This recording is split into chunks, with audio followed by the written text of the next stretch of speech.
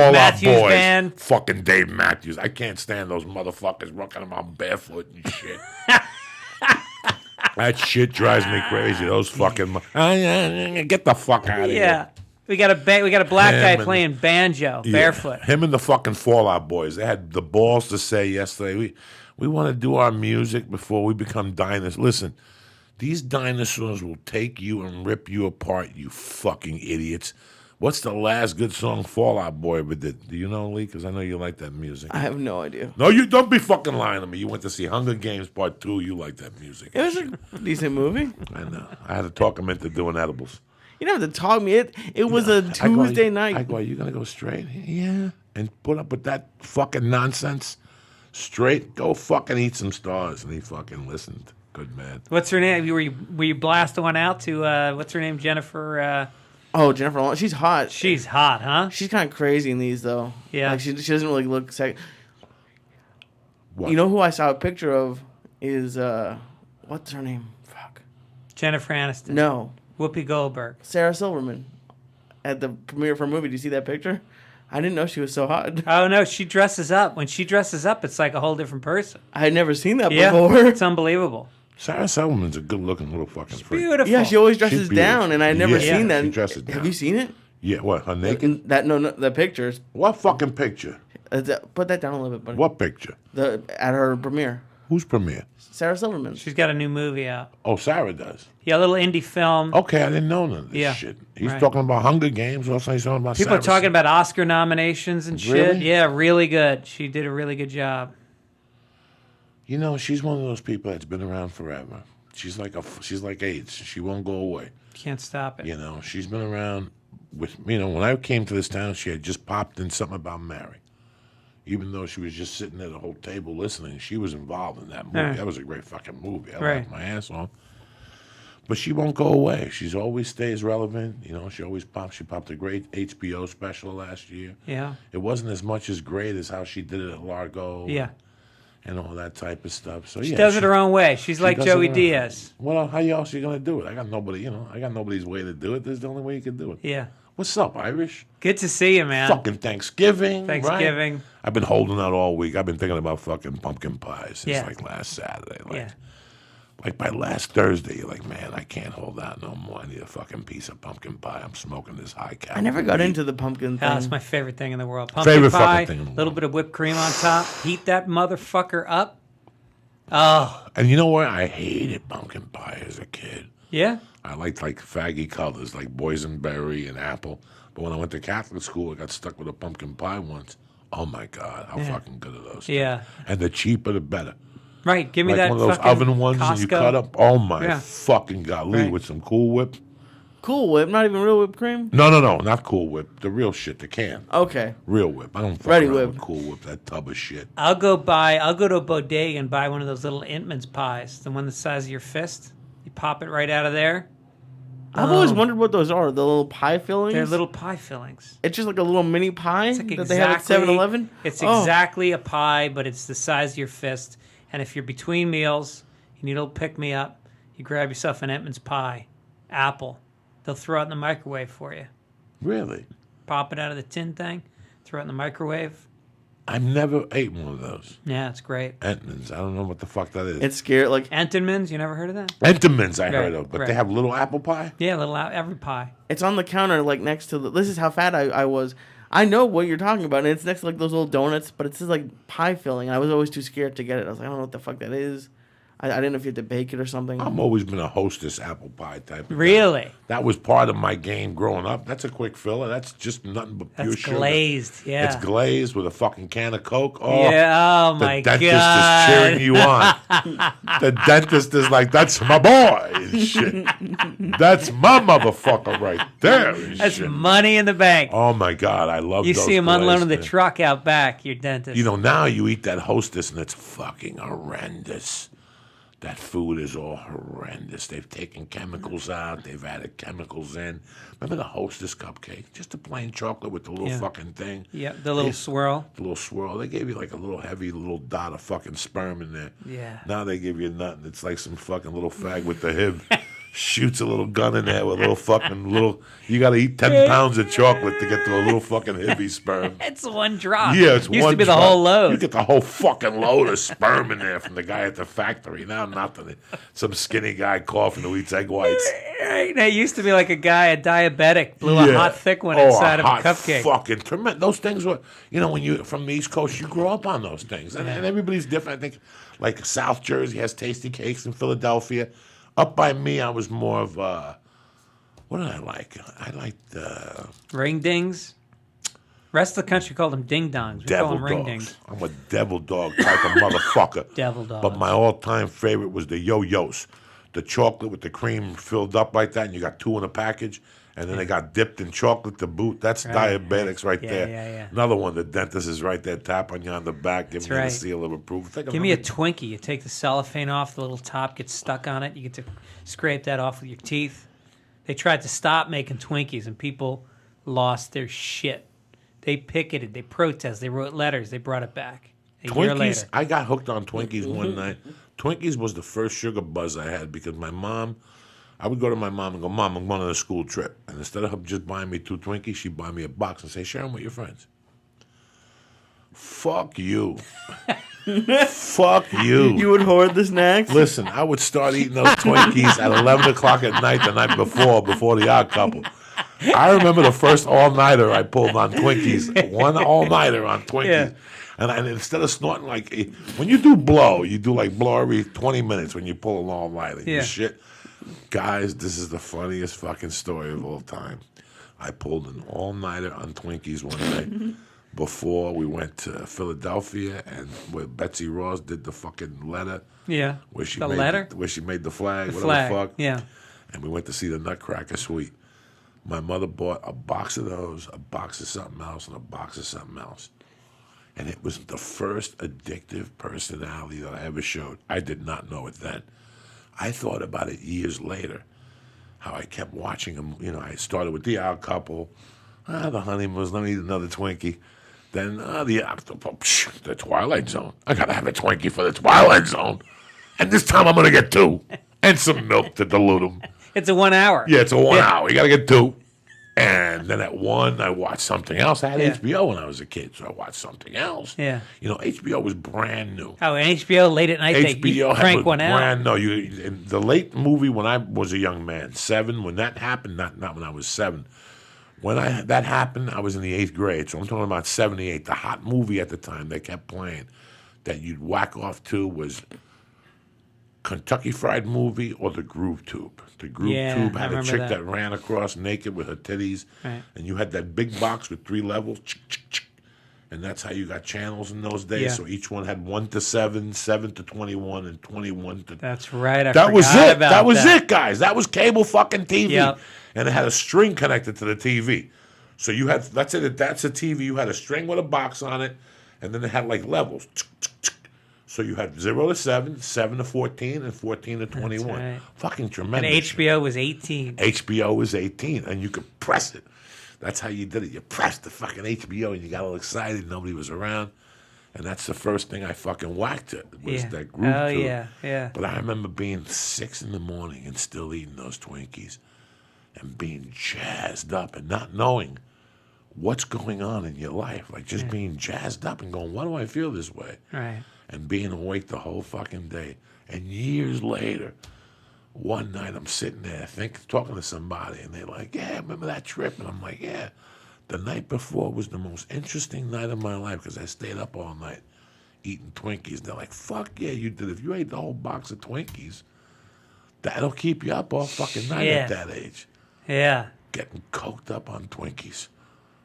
Like sucking a dick, one after the other. Little brown Twinkie dicks. And ever since that time, you know what? If I'm high and I got to eat a Twinkie, I'll eat it. But I think since that 8th grade, I think I've had 2 Twinkies. Yeah. In 50 years, 40 years. You had your quota. 2 seconds? What's that? I have to unplug and plug his mic back in. Okay, me too. For you two, I think it's just him, but we'll check. All right. No, something's going on here. Last week we had the echoes, so we just want to double check for you people at home and shit like that. No, it's just... There you go. Pop that back in. Boom. Fuck it. Check. Check. Now we got nothing. Nothing at all. Oh, wait, there we There go. There you Now it's go, back Lisa. Yeah, you're slipping, cocksucker. Oh, it just happens. Son of a Okay. bitch. All right. Go ahead. But those are I don't know. That's. What else did you remember growing up in Boston? Were you New York. I grew up in New York. And what were you eating as a child? After you because you always ate something at home. Right. But then once you were halfway There were home, if these- you were a fat fuck, those There were marshmallow these, pies. There was these candy bars that were called the Marathon Bar, and it was like it was strings of caramel covered in chocolate and then twisted into a braid. And you took a bite of that and your salivary glands opened up like the Hoover Dam. It just your saliva attacked this piece of chocolate heaven, and you chewed the fuck out of it because it wasn't like the new caramel where it's goo and it slides down your throat. This was caramel you had to earn. You wear out your jaw chewing on this shit, and the chocolate is mixing in with it, and the saliva is mixing in, and you swallow it, and you got to take a break before the next bite. You got to give your jaws a couple seconds between sets, and then you take another bite, and that's a workout. That was good 15, 20 minutes to eat the Marathon Bar. Do you guys ever have whoopie pies? Whoopie pies are the best. Those are still my favorite. Those. So you know that thing, those chocolate caramel. That's a good training thing for young cocksuckers. Like when they're 18, you get them into the festival. Listen, before you can get anybody, you got to suck on these for a month, so you really get good jaw. No, but I'm ready to suck a dick. No, you're not. No, you're Trust not. me. No, Trust it's me, not ready to sucking a suck dick is a marathon. It's a complete different situation. You just, Right. you just been blowing, fucking guys in high school. We're taking it to the major leagues. We're trying to get the big 200 out of these guys.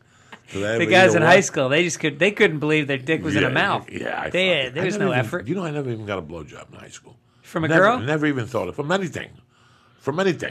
Nothing. I never would even consider a woman giving me a blowjob. Never. Because they're all good Catholic girls. I just didn't. I never thought I'd have the balls, A, to ask a woman. B, if I heard a woman suck dick, I would avoid her like the fucking plague in those days. I don't know what it was. Like, I never thought ever. If I have to think back to my first blowjob, it's got to be about 19. I was working security for a guy, Louis Donato, in a massage parlor up on 91st Street and fucking Kennedy Boulevard up there. Louis Donato was his half wannabe fucking mobster guy that talked a big game. So he had a couple girls, and he had like 4 shifts, 4 different guys at different times. We were all friends. And you guys were security for 2 whores. I could get beat up any time in those days. There was like 4 whores in there. And one night on a Saturday, he goes, "Hey man, I'll give you $50 and pick one of the girls to blow you." And I picked this redhead, and I was fucking shitting my pants. Like I was just shitting my pants. I still remember going in that room and just being like, I didn't know what to expect. I'll never forget, she took a piece of gum out of her mouth and put it on the fucking table before she blew me. It was the most impersonal thing to her. It was the most impersonal situation. You know what I'm saying? Like if that if that was my 10th blowjob, I could feel it. But in the back of your mind, you always think your first blowjob is going to be this fucking thing with angels and birds are getting shot out into the sky. Yeah. And you hear voices. That never did. That shit never happened for me. You know, it was like my first blowjob was just the opposite. It was this tremendous. girl Linda, and she was a great girl, but she'd been around town. You know, she was confident, big tits. She called them pride and joy, and she said to me for my 16th birthday, she was going to give me the best blowjob I would ever have in my life. And she came over to my house. Parents were out. It's April. It's a nice spring day. I remember the windows open, little breeze coming in. Linda comes up to my room, and she takes my pants down herself. I try to take them off. She stops me. She takes them off. Then she takes the underwear off. And then she works it. And I mean, I didn't know that a blowjob included ball licking, that was an option. I didn't know that it circled. I didn't know that there was 2 hands could be cranked on the base, a decent size. And she worked it, and there was eye contact. There was intent eye contact throughout. Checking in. She wanted to know how I was doing every second. I'd be so fucking embarrassed. Oh, it was unbelievable. Post-coital, I cuddled with her after the blowjob. And I feel for you, Joey, that had to be your first blowjob. I got to ask you something. Where is she today? She has kids, and she lives a couple towns over from where we grew up. I think she did well. I think she married well. You still keep in touch with her from time to time? Send her a little Facebook. It's always good to hit one of those freaks on Facebook and give them like a little reminder. Yeah. I have one I'm working now, not because I want to sleep with her, not, just because she was such a savage and such an animal. Yeah. And now she's got a kid, but I want to remind her that she's such an animal. So I post this New Jersey. First of all, the last time I had seen this girl was when Doug Flutie threw the touchdown. Okay. And it was just a horror show. I robbed Louis Donato. At this time, she was Louis' boss. She was Louis' nanny. And I saw her at Corky's, and this bitch had a body. They called her Lori Jack because they said, in those days, she's got the Jack. Yeah. Everybody said she had something. AC/DC wrote a song called She's Got the Jack, which implied she had like AIDS. Not AIDS at that time, but like gonorrhea, chlamydia, and all that. No, there wasn't even chlamydia in 79. In 79, it was just syphilis, and something came out of your dick. Yeah. That's it. All of a sudden, over the years, they've added all these dimensions and names to throw you off. Yeah. It all started with funk. The head of your dick swells up. Blood comes out. You know what I'm saying? Your nuts are purple. You go crazy. Yeah, you the go good ones, you go crazy. crazy. Oh, my God. You sit there and go, what did I fuck? What type of animal did I fuck? What planet is she from? Yeah. And I'll tell you something, knock on wood. I can be honest on this show. It never happened to me. I just had Shut up. I had crabs. I've gotten That's crabs. nothing. And then I was fucking around with these dirty college girls. When you mess around with college girls, bro, you're always going to get something. You're fucking the whole campus. Yeah, you get foot fungus, something. I had this little leakage coming out of my helmet. Yeah. And then I noticed that both of them, like when I was sleeping with one for a while, and then she moved, and I started sleeping with the other one, both of them had this like white leakage from their little monkey. It was chlamydia, but I wasn't going to embarrass them and tell them. I just wiped it and kept eating that ass. You know me. This got nothing to do with Uncle Joey. It's like finding a hair in your hamburger. Yeah, you get rid of it, keep eating that shit. People send the hamburger back. But come on. Before you send them hamburger back, think back of how many assholes you licked. Right or wrong? You ever get these motherfuckers? Oh, there was hair in my food. Come here, let me talk to you, my son. You take the hair out and you proceed. You're going to send the sandwich back, and now they're going to spit in it. Because that's what you do when somebody says, there's a hair in your food. Really? What's wrong with hair? Well, let me put a fucking Coke snot from Tuesday in that motherfucker. Wait till you crunch into that and think it's a grape. I got a hemorrhoid. Oh, I'm going to rub the hemorrhoid on your French fry. Not even. You squeeze the hemorrhoid, you get that hemorrhoid juice. It's like that black fucking tar. It comes out. They think it's remoulade sauce. These fucking jerk fucking Gentiles. But that shit drives me crazy when people act like that. Oh, well, they'll stop. Yeah. They fucking assholes. No, and I don't even like the guy that has them pour a half a glass of wine. Pour the fucking wine and drink the wine. What are you going to drink? You're going to take a sip from half a glass and swish it around and then say no? I'm sorry about Caesar wants you to bring forth another glass of wine. Fuck you. I got to tell you guys. You know what? My mom bought some wine this week. She was out for Thanksgiving. She went to Ralph's and bought some wine. And next night I come home and I go, Mom, what do you got 5 ice cubes in your wine for? She goes, it's shit wine. And it's like, buy another fucking bottle of wine. She's like, nah, I'll finish this one. Club W. But here's the crazy thing. That culture never was sold to me. Okay, Lee, you're a very young man. My man Irish is younger than I am. I came from a culture, family affair, courtship of Eddie's father, room 222, combat, all those shows. When men had a conversation in the 60s and 70s, Lee, in the late 60s and 70s, on television, on CBS, NBC, or ABC, when two men had a conversation, there was always a bottle on the table with no label on it. There was a bucket with ice cubes with a prong. And as soon as two men walked in a room, what are we going to do about the Diaz situation? Well, the first thing I did in the late 60s and early 70s was to turn around, okay, without even eye contact, without offering. You didn't even offer in this time in the United States. You turned around, you took 2 glasses, you put an ice cube in each, right on TV while the camera was rolling. And he was saying his stupid fucking lines about how the world's going to end and if the Russians don't go out to the fallout shelter. And they'd always pour from a bottle, which you assume was whiskey, correct? Always. Do you remember this as a young man? Yeah. Something brown. And they something gave caramel. it to everybody, and everybody, they didn't go, cheers or salud, or they just drank it.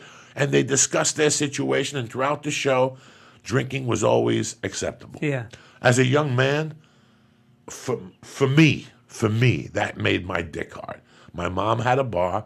You know what? Next week when I go down there, I'm going to get a fucking drink with an ice cube. How old are you at this point? 5, 6.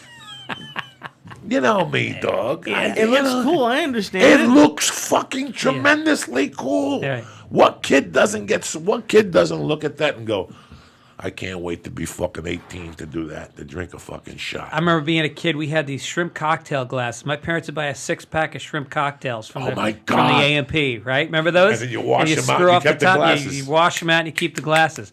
And it's about the size of a Scotch glass. So I remember me and my brothers we put one ice cube in, we put some Coca-Cola on top, and we'd walk around the house like we were in fucking Mad Men. No shit. Sipping it, and then we'd roll up pieces of paper. My dad smoked 3.5 packs a day. We'd roll up pieces of paper, we'd dangle them out of our mouths, and we'd drink Coke with an ice cube. There you go, America. So you were, I don't know, it was like alcoholism was acceptable. Okay, whatever. Now my mom had a bar. I got drunk one time, shit my pants. They found me in a closet. That was the end of my alcoholism career. Did you know that? That was it? That was it. My mom had a thing. Before she'd go to bed, she'd do a little shot of wine. I scoped the fucking red Italian wine. Once she fell asleep, I drank the whole bottle of wine. My mom got up. Jose Antonio. She dialed 911. The cops came. They found me in a closet, puked, shit all over the place. How old were you? 4, 5. That was the end of my alcoholism career, right? That's it. You no more. shit your pants. Everything. There was shit on my feet. They had to put me in the tub. I slept for 2 days. You know, it's always been a fucking disaster. And that was it? And you never drank since? No, I've tried. I fucking tried. I've tried Jack. I loved everything. Then when you do cocaine, you know, it's like a gin. It's like an Indian without gin. Yeah. You know, a line of Coke requires alcoholism. Yeah. So I did that. But when I became 18, something really weird happened. I started hanging out with people that thought they were Johnny Bananas. I had a friend that if he drank a whiskey, he had to have a certain glass. And that shit never bothered to me. Then I went out to dinner with the Holloways. The Holloways were the badass Irish-German family. There you go. I speak to Timmy every 2 days. In fact, he's a truck driver. He listens, and he'll remember this. When we graduated high school, Mr. Holloway took us out to dinner. Can't remember the place in Hoboken. We're all fucking sitting there eating. And Mr. Holloway orders a bottle of dinner. Now, Mr. Holloway liked a few drinks, but he had a rule. Boys, you come to my house, you can eat every day. You can curse in my house. You can watch sports. Can't drink in my house. That was our rule.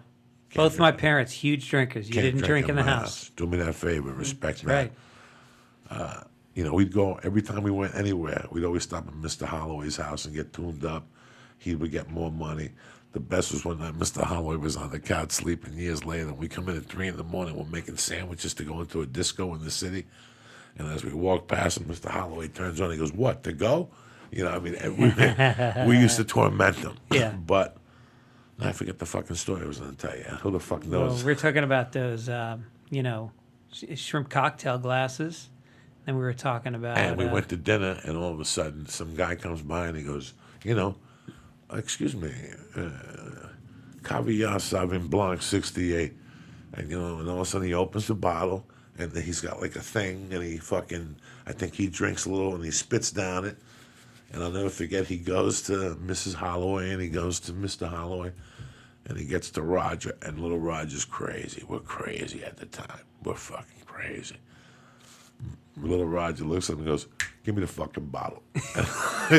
Just give me the fucking bottle. And that was the end of that in my life. I knew that I wasn't the only one who thought that way. Right. A glass is a glass. Yeah. I don't give a fuck what glass. I don't Right. need a fucking wine glass and the whole fucking serenade with the sweater on my shoulders to have a fucking drink of wine, Yeah. all right? I know people who are broke that fucking drink wine out of a bottle have a great time. Have a fucking great time with Same them. alcohol content. Same alcohol. I never understood the whole glassware. Yeah. The whole thing. When I've snorted Coke, I've drank fucking gasoline out of a rock glass. It don't matter. No, I mean you gotta You got an ass hair on your hamburger or some wine that tastes a little bit fruity. Suck it up and don't waste everybody's fucking time. We're trying to go out. We're trying to get this done so we can do the next thing. We can't do the next thing if you're sending fucking 1 ounce little sifters of wine back. I won't have it. I don't even care if my shit is too raw. I eat around it. It's always just that one little red chunk in the middle of your steak. So you eat around it. Eat everything else, but don't send it back. That shit embarrasses me to no end. You know what I do when the food sucks? What? I pay the bill. I get up and I leave. Yeah. And I make a mental note. I get in the car and I call this fucking dude and I tell him, don't go there. The food sucked. Well, I went there last Tuesday. Get the fuck. It fucking suck. It tastes like gas. Did he say taste like gas or taste like ass? Ass. He said ass. You know, I'm not even sure which place you're talking about. Any fucking place. I'm just saying. I mean, that's the first thing you do. I'm not going to sit there and argue with you and go back and forth, you know, right or wrong. I'm in Indianapolis recently, shit in the bed at some club in the suburbs. Nobody's coming. It's like I've got the HIV. And so I'm miserable all weekend. And then I go, you know, it's Saturday night in between shows. I'm going to go next door. They got a sushi restaurant. I'm going to get a nice plate of sushi, cheer up a little bit, spend a few bucks, live. So I go there between shows and I get some miso soup and some sushi. Miso soup comes out. It's ice cold. It's as salty as a cum shot from a guy that just walked 40 days in the desert. Oh, no. Then I get and so I don't eat it. And then all of a sudden, they bring the sushi, and it's like it had been smoked. Like the corners of the fish were dry and curled back. It had been sitting there for days. Meanwhile, the waiter recognized me. So I walk in, he goes, Greg Fitzsimmons! Holy shit! He goes, I'm going to take great care of you. It's like, if you want to take care of me, get some fucking takeout from another restaurant, because this shit is poison. So he puts it in front of me, and I don't want to be a douche because he recognized me. So I gave him a big fucking tip, and like you said, I just walked out. I wasn't going to eat that shit. First of all, shame on you for going to a sushi place next door to Indianapolis. I mean, how many fucking people left Hiroshima to go to Indianapolis, okay? You know, so shame on you. It's like you don't leave Auschwitz to move to Iowa to open a bagel shop. You've already been in torture for 40 fucking years. You know what I'm saying? You leave Auschwitz to go to New York and get the party started. How the fuck did you connect those two thoughts? Because I've been smoking weed to take this morning. It doesn't matter. That was a fucking World War II thought.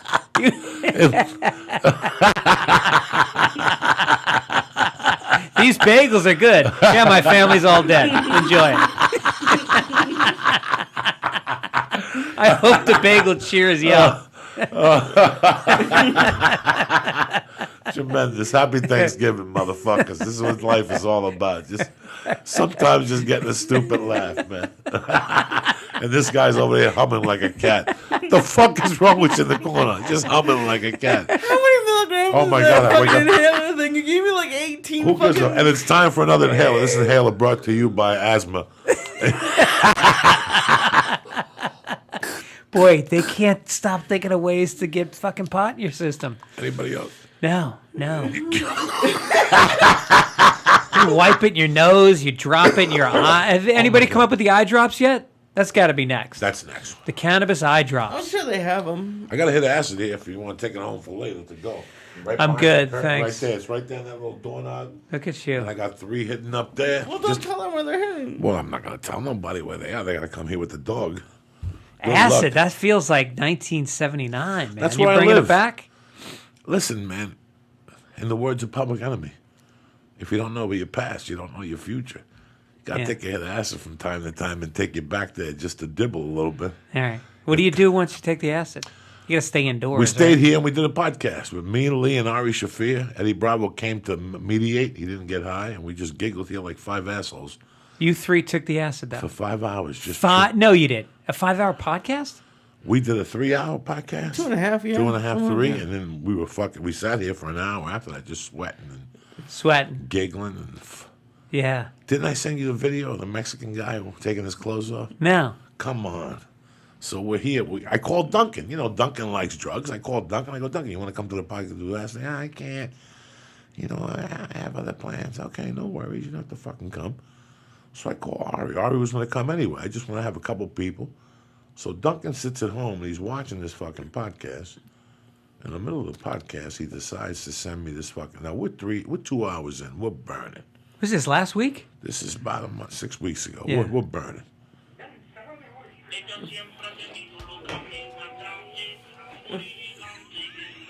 Look at Greg. He won't even touch the phone. He's like, I don't want to touch it. Look at that marshmallow body. Holy, I feel good about my body right now. Oh, don't do it. Oh, Christ. Holy Christ. Now, Greg, you're sitting there 2 hours burning on acid by yourself. It's like Bobby Lee the Mexican. I'm going to send you this. How's that? Yeah, please. Please. Show this to your mom tomorrow. Everybody's sitting around. Show this to them on Thanksgiving Day. You know what I'm thankful for, Mom? Here's what I'm thankful for, Mom. This gentleman right here who has no body shame, and yet we all have body shame for him. He doesn't give a fuck. He taped that. He probably put that on a dating service. Yeah. And sent that out to us. So let's give it a think whiz. You got any replies? Oh, I would reply just to stab him. Yeah. Right or wrong. I'd take him to a secluded place. Like if I was single and gay and crazy and I'm just living life by the seat of my pants, oh, he's a goner.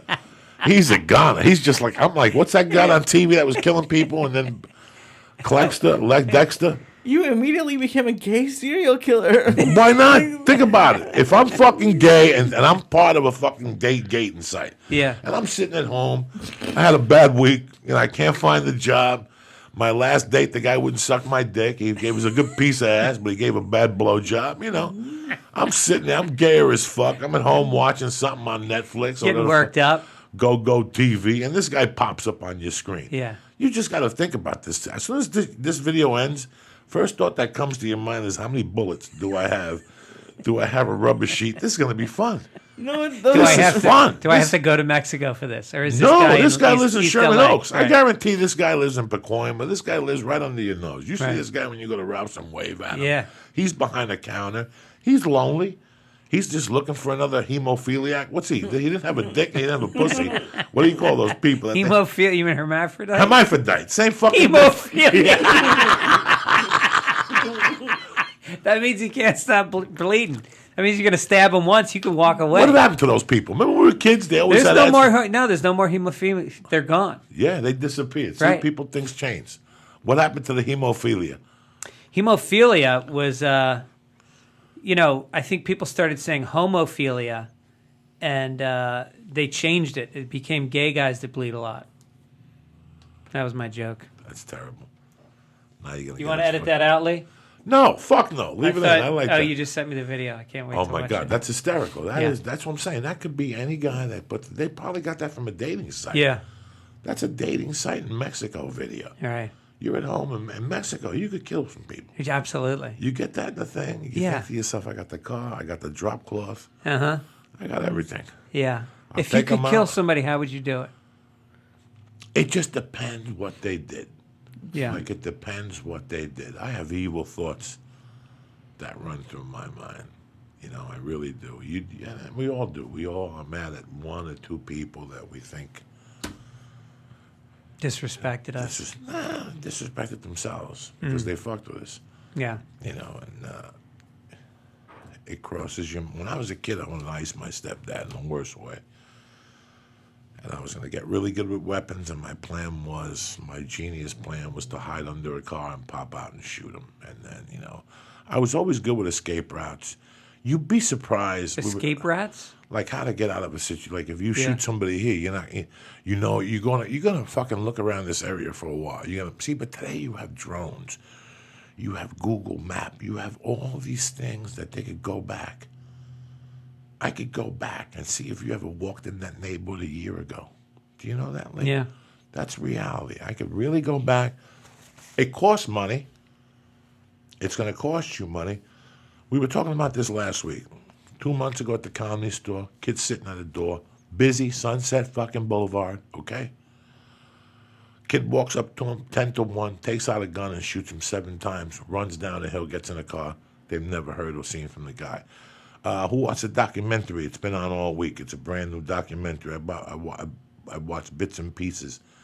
The Tupac Biggie murders. March of the Penguins? No, the Tupac and Biggie murders. How the guy came, how they get. Oh, I got to see that. There was a Southside Crip that it was definitely fucking Biggie's. It was definitely Puff Daddy that put the order out. That's what the movie says. And this documentary has the Southside Crips, $1 million bounty. The bounty got put at Gold Blots, right next to the Laugh Factory. Right. That's what they would eat in those days, at Gold Blots, Green Blots, whatever the Green fucking Blots. name of it. And listen, right now there's 2 murders. Take a look at that. You have to be a fucking moron if you're going to murder somebody. Number one, look at all the people that get caught. You know how come they get caught? Because they tell somebody, or they have 2 or 3 people involved. You're going to ice somebody, you got to ice them yourself. And the ices that we've seen, look at the fucking best ices that you see. Look at this thing at the Comedy Store. 16, 15 people on a patio, cops on La Cienega. When people hear bullets, they go crazy. They don't see. You don't see no more. And there was no camera out there. No camera. Even with the fucking camera. I got a hood on with my thing around me. It's tough now, guys. It's fucking tough. Yeah, you got to do it right. Don't get me wrong. Look at they got the 44 caliber killer with a fucking ticket. Yeah. You do make mistakes with a fucking a parking ticket. But look at all these mob guys. What do you think? They're physicists? These guys shot people every night, put them in the trunk of a car, took them to a fucking deserted place, buried them, put lye on them, make the body disappear quicker. And they construct these people, for every 300 murders Sammy the Bull said that they were out there, there's another 300 people that are out there that nobody ever knew about. Yeah. Went missing. They went playing cards one night, got into it with some asshole like the guy that played Tommy in Goodfellas. They just pull a gun out and shoot you, and everybody's scared of you in the room now. And now they make a big scene. They put you in a tablecloth, and that shit happened. Totally random. That shit happened, and so you have to think about how you would do it. The person. But how would you do it? No, but in terms of enjoyment for you, what would feel best to you?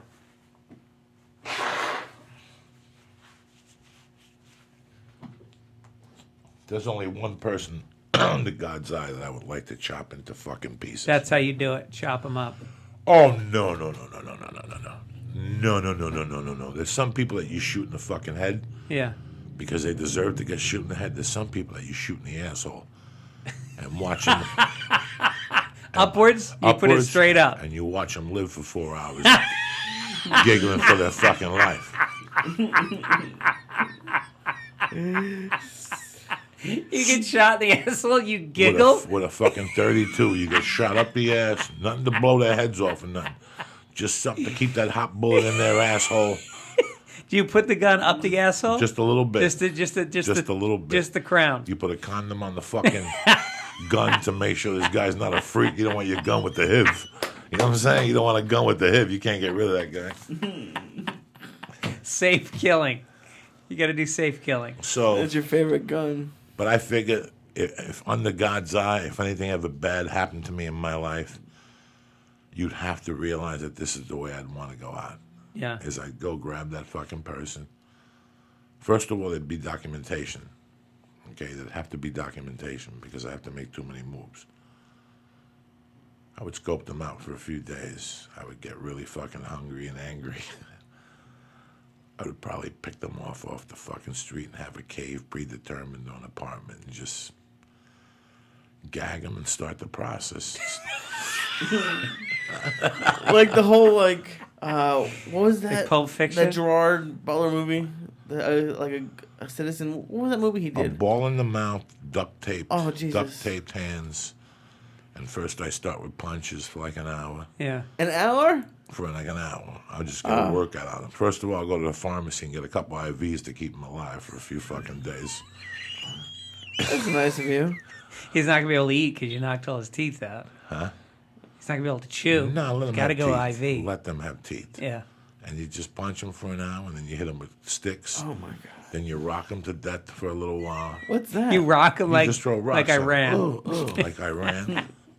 Then you kick them again. Where's the tar? But you keep them alive. Yeah. That's the whole. You want them to suffer like you did. Yeah. You know? Then you torment them. You eat a few sandwiches in front of them. Maybe some Twinkies you and really Devil want Dog. to torment somebody, you put a fucking gun up their pussy or a gun in their dick and play with them and ask them questions. How's that feel? That feel any fucking good to you now? And then after about 12 hours of that mental torture is when you really start this shit. Then I go into Iceman mode. Yeah. That's where I just take a razor blade and start doing little paper cuts everywhere, just for about 2 hours. I'd probably faint 2 times because I can't see blood, so I gotta come back. Yeah. This is why this is just a fantasy, ladies and gentlemen, because I'd be fainting by now. It's fucked up. But after I'd fucking chop them up with that razor blade for about 2 or 3 hours, I'd rub that Jew salt on them, that sea salt. I'd rub them in sea salt like a chicken cutlet. You understand me? I'd roll them in that sea salt, and there's no worse pain than that, guys. Then if they were a woman, I'd take a razor blade and slit their clit one by one and make them fucking eat it and then put more Jew salt on that shit. And then I'd kick them again, ask them questions. You know, by that time I'd be crying because all the pain that they inflicted on me is finally coming out of you. Yeah. It's cathartic. For a human to do something catharsis. like this, he has to know in the back of my mind while I'm doing this, I'm going to get caught. But it's going to be well worth it. I'm going to go out of this world with that pain. That person got to see it. And that, throwing more salt on them, then I start on their genital parts. Yeah. Then I start carving out their assholes, you know, taking their nose off, more salt. The thing about an asshole is the more you cut it out, the bigger the asshole gets. Yeah, no. And then I take the 32, pow, pop the gun up there, pow. And that's when you just leave them there to gurgle for fucking 4 hours. You don't want to see that part. Looking like a fucking chicken cutlet. You hang them upside down so the blood leaks out of their fucking earlobes. And that's it. That's how you do somebody who did something bad to your family, did something bad to you, did something bad to a daughter, a son, something. That's the only way. Anybody could go up and shoot you from a car, or like Kennedy, they shot him from a fucking book tower. Yeah. Any fucking moron could do that, but to just pick somebody up by the throat and go, you're going.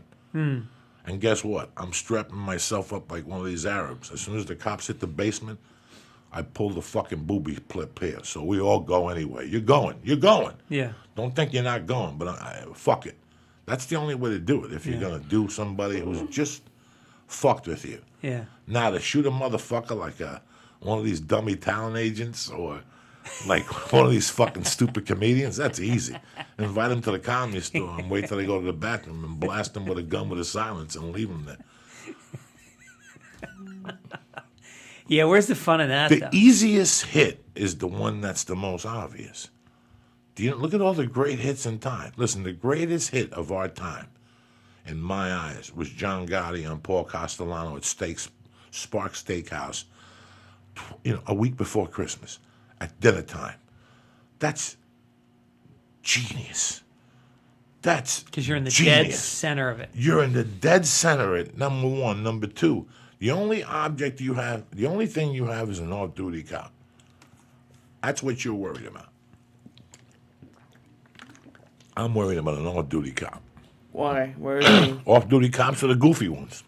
Look what happened at fucking Hollywood and Highland the other day. Some guy ripped out a knife and started stabbing some fucking family.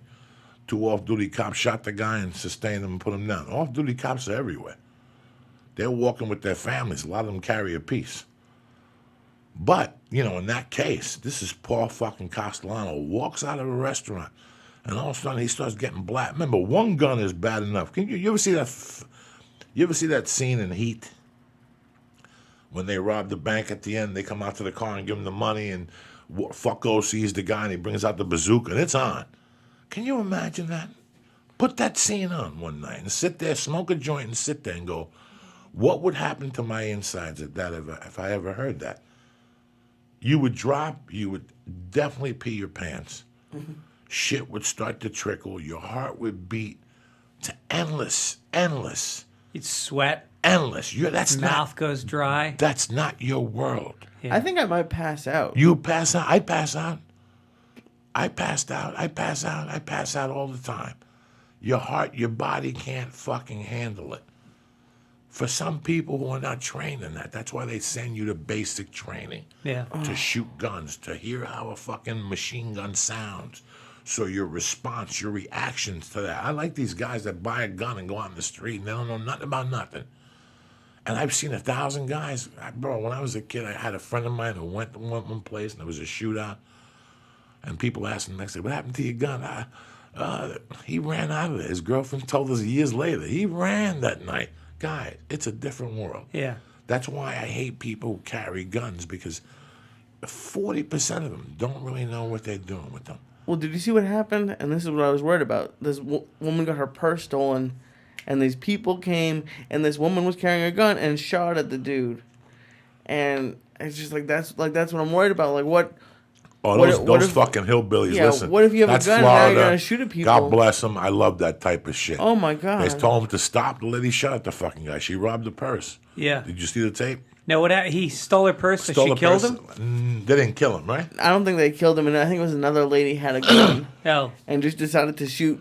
Which I mean, he did steal a purse. He's not great, but Yeah, but what about the judicial system, which says that Yeah. you have a right to a trial and a lawyer, and what are people just going to become judge, jury, and executioner on the street? Anybody that can pick up a gun can just decide who lives and dies? That's fucking crazy. Listen, man. 3 Fridays ago, you were in a town doing comedy, and you were in your room writing fucking jokes, and all of a sudden the phone rang, or you looked up and somebody said, "Did you hear what happened in Paris?" And you turned the TV on, and all of a sudden they started describing these people at a fucking concert, these people at a cafe. Now, if you didn't stop what you were thinking at that moment for 30 seconds, and you didn't process this could happen now that this happened, this could happen anywhere, Fitzsimmons. This could happen anywhere, Fitzsimmons. People are pissed. Americans are scared. Americans are broke. I don't blame a lot of Americans for their behavior right now. It's a different country when you and I were growing up. Bro. No, I do. There's a way this country behaves. We have a weird president, and right now people are on edge. Yeah. I can't fucking take my kid to fucking the mall now because Christmas shopping, because these motherfuckers are going to do this. No, you can't take him to school. That's more dangerous at the school than the mall. Half the country is closed. We're living in a country where half the country is voting on these refugees, and the other half of the country is like, fucking fuck them. We don't want them. We have to put them through a strict fucking process because there might be cells. They already caught 4 of them in Honduras last week. That means there's 18 of them already in California. Okay, you have to assume. Lee, if you're an American and you're educated. yeah, you have to assume they're here, but not just from the refugees. Unless they're you here believe. regardless. Well, how do you think they got here? Do you think that they got here on a red carpet premiere? Yeah. No, they came up through Honduras. They dragged like Mexicans. They say whatever the fuck Mexicans did. They got up. Those coyotes. They'll fucking eat a scab off an Iranian's fucking fingernail. They don't give a fuck, Lee. So 8 Mexicans show up. Listen, I come up to you. I go, you want to go to the United States? See, tell them I'm your friend Primo. Before this guy got sent over, he took fucking 2 weeks of fucking Spanish. What's her name? Rosa Perez, the fucking things you learn online? Yeah. From Rosetta Arabic. Stone? Rosetta Stone. Rosie Perez. All right, whatever her fucking name is. She Rosetta fucking stoned him. Let's be educated Americans here. Okay, you're saying joy, but you're paranoia. Let's say, okay, look what they did in Paris. Look what they're doing everywhere else. Okay. They shot down a plane yesterday. So you're telling me these people they're like Colombians now. You watch Netflix? Sure, I saw that. Okay. They had different paths going. They just don't have this way to go to the United States. They just didn't have Panama. They were shipping through Mexico, and it was coming in through Miami, and it was coming in through New York City, and it was coming in through there, and it was coming in through here. And they sent in, and they accepted, out of 7 shipments, they knew 2 of them were going to get grabbed. It's the same mentality when I'm sending over those fucking people through the border. Meanwhile, you're thinking that they're sending them in through this refugee thing, and we're watching these refugees. They caught 4 of them in Honduras with fake passports. Right, so that's my point. Like, so do you think they're the first ones that went through Honduras? That means we've already got 18 of them here. Oh, we probably have thousands of them. Now, what do you think how do you think that this works? I go to a Mexican family that hasn't eaten in fucking 2 weeks. 2 weeks. Okay? They're just poor fucking Mexican people. They don't know no better. They're like the farmers in Colombia who pick the fucking leaves for 10 cents a day.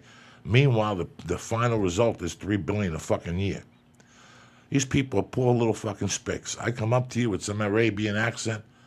I give you fucking more money than you've ever seen to teach me Spanish, and I'm going to take your family to the United States. Give me some of your T-shirts, give me a fucking poncho, and let's get this motherfucker through.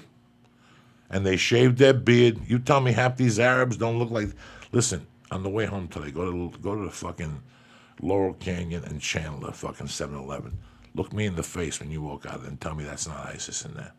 What are you saying, the guy that works there? The whole store. The whole store. The entire operation. The entire operation. Wow. And I wish this was a joke. I know I this is wish a comedy podcast. that you can't let the fear get to you like The other this. day... It's blinding The you. other day, I walked in there after the attacks, and they had the Arab music blasting. They had the turbans on. They were looking at Americans giggling when they walked in. I was watching them. I was looking for the hubba bubba. You think I'm trying to be funny here? I'm not being fucking funny. So you have to alert. Listen, guys, they're going to do something. They're going to do fucking something, and they want to do it within the next 2 weeks to make a fucking statement. They got this poor Russian all fired up, this Putin guy. He's no fucking genius. Honestly, You know, and I'm not... Listen, guys, I was prepared to die when I was 17 years old. I don't give a fuck. I don't vote. I got felonies. I don't give a fuck about all this shit. You want me to lie to you? But I'm telling you, you have to be a little bit cautious. You have to keep your eyes open. And you got to have something. You got to have a BB gun. You got to have a knife on you. You better have something. Something. Irish, I love you to death. It's in your fucking blood. You Look, know? I think if you want to stop this shit, it's you feed into it when you objectify a race of people or a culture of people because of some events that happened in Paris. You're going to cause animosity that could actually lead to people. It's a recruiting tool. We feed into it and we create more people that are maybe living on the edge of the Muslim society, and you make them hate us. We're doing the recruiting for them. You know, they're innocent people. I mean, they're a part. You know, they're a part of America. There's some shitty ones and there's some good ones, but I don't think as a race that they are responsible for more crimes in this country. And the ones that got here before were college students. A lot of the terrorists that came through this country that were trained here, that were friends of the Bushes, they came in here business class. They overstayed college visas. The poor people coming in, they don't give a fuck. They got no, what do they got allegiance to? A bunch of guys in fucking turbans that used to beat them with rocks. They don't give a shit about that place. They want to come to America.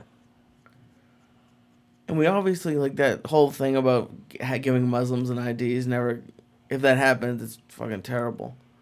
But they have with all this technology, they're running background checks on everybody behind the scenes, probably. Yeah. You would hope. The issue I have is, like, I'm pretty liberal for the most part, but I don't understand why everyone hates, like, it feels like everyone hates on the military. And the U.S. military? Yeah, I feel like it's, like, anti, like, people would be anti having them in the street. Like, I spent 6 months in Israel, and they're just everywhere.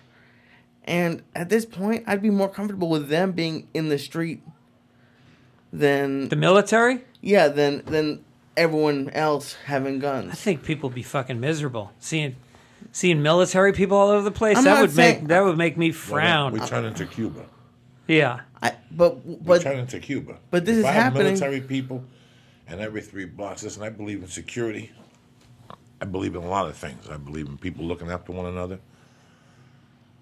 But Jesus Christ, if I gotta walk up the corner and there's a tank on my fucking... No, I'm not saying a tank. I walk to a weed store. Well, what do you think you want?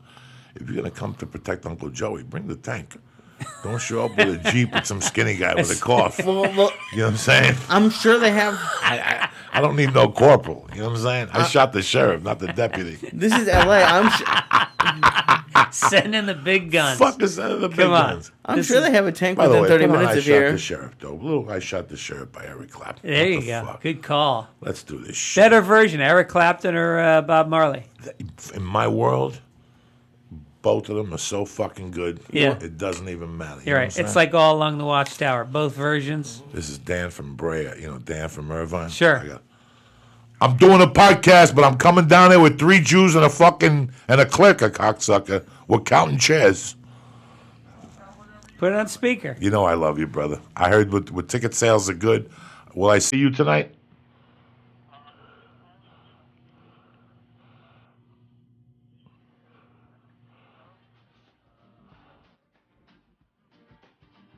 I'll see you there, my friend. Thank you for the call. I love you. Bye. Bye, buddy. Looking good for Brea. I like it. Irvine. Irvine or Brea? Oh, shit. Kick that motherfucking horse, Lee.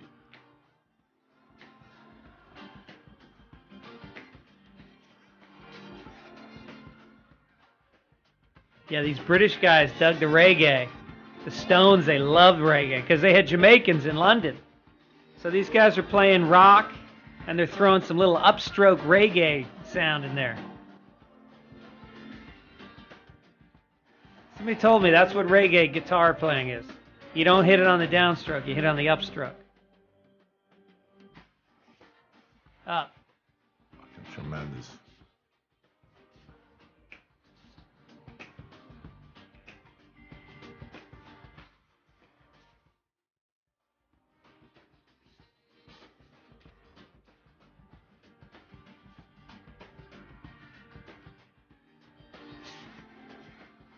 Fucking tremendous, man. Yeah. For what? I don't know. Are you kidding me? Oh, shit. When I plant the seed, you said, give it a go. Oh, shit, Lee. Taking you deep in the fucking murky waters of Eric Clapton right there. Now, we're living in some, living in weird times, my friend. Yes, we are. But we got kids, so you got no choice. You gotta say we're gonna make it work. We get through it. I had a situation last night, and I wanted to get your input on it. I went to see the movie, and I got a little bit high, and right as the movie started, Paula said she got hit with like an M&M. And we looked, I was like, what? Who's that, your girl? Yeah. We looked back, and we didn't see anybody. I was like, are you okay? She's like, yeah, I'm okay. I was like, okay. And then, like, 3/4 of the way through, another one came down. It didn't hit anything. And I was a little high, but I was like, I wanted to get up and do something. And then I was like, okay, I can't get overconfident. Like, I don't want to, like, be like, oh, I'm going to punch somebody. And then, what if they have a weapon? What if there's 3 of them? Yeah, so, like, I didn't know. If they kept doing it, I was going to have to do it. But they didn't do it ever again. And when the movie was over, they were gone. But you know who it was? No, but there was no one there behind us. There was like no one in the movie. So who gives a fuck? But like what would? Who you kidding? You bent over and picked it up, cocksucker, and ate that motherfucker and said, "Come, this is like Jesus is loving me." Who the fuck are you kidding? From before. She said, "Lee, I got hit in the head with an M&M. Let me know if it happens again." You picked that fucking M up, and you're like fucking G. You like that? You were like that kid in Animal House when he was jerking off to Playboy, and all of a sudden the chick shot through his window, and he looks at me and goes, "Thanks God." Fucking classic scene. Thanks God. And the girl's just drunk enough to fuck him anyway. She was gonna close. Put the video on the Animal House March. The kid whacking off the Playboy. Oh my God. You forgot about that. And I forgot about that. And let me tell you the brilliance of that movie. That once she lands in, what's the next scene? Is Kevin Bacon going, stop. And they run him over, and they show Kevin Bacon in the floor. Oh, right. Oh my God. You understand comedy brilliance? Yeah. Which nobody really does no more in a film. Yeah. They didn't get you with just a fucking hook. They got you with a straight one, because when Kevin Bacon gets run over, you fucking die after. You're stoned, you're a kid, you don't know better, you just fucking fall out. Right. Then later on, you're like, it wasn't that funny. But little shit like that. I remember like the cake float that they built. Yes. What did it say on the side of it? Eat that. Eat me. It said eat me. Like, you didn't need that, but it was there. Oh my God, they have it. No, they don't. That little bit of extra. No, they don't have it. Is that the one you're talking about? Let me see. Let's see. Oh my God. No, they don't. Yeah.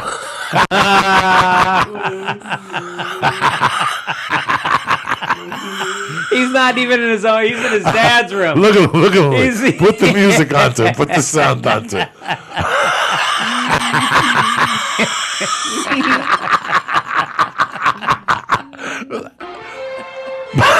Thank you, God. One more time. One more time, Daddy. Thank you, God.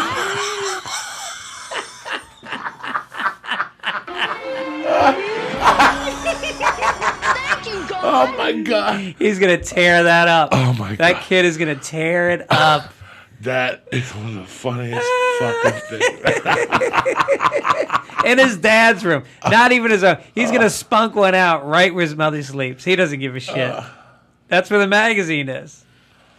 That is real comedy, ladies and gentlemen. What you're seeing today is bullshit. Who wrote that? Animal House was written by what's his name? Don't tell me Ramus. Don't even tell me that. What's his name? Yeah, Harold Ramis. Who wrote Animal House, Lee? I think it was produced by. Oh my! Is it God. John Landis? Yeah, that whole team. But was it really Ramus who wrote that? Okay, here we go. Oh my God! Oh, Jesus Christ.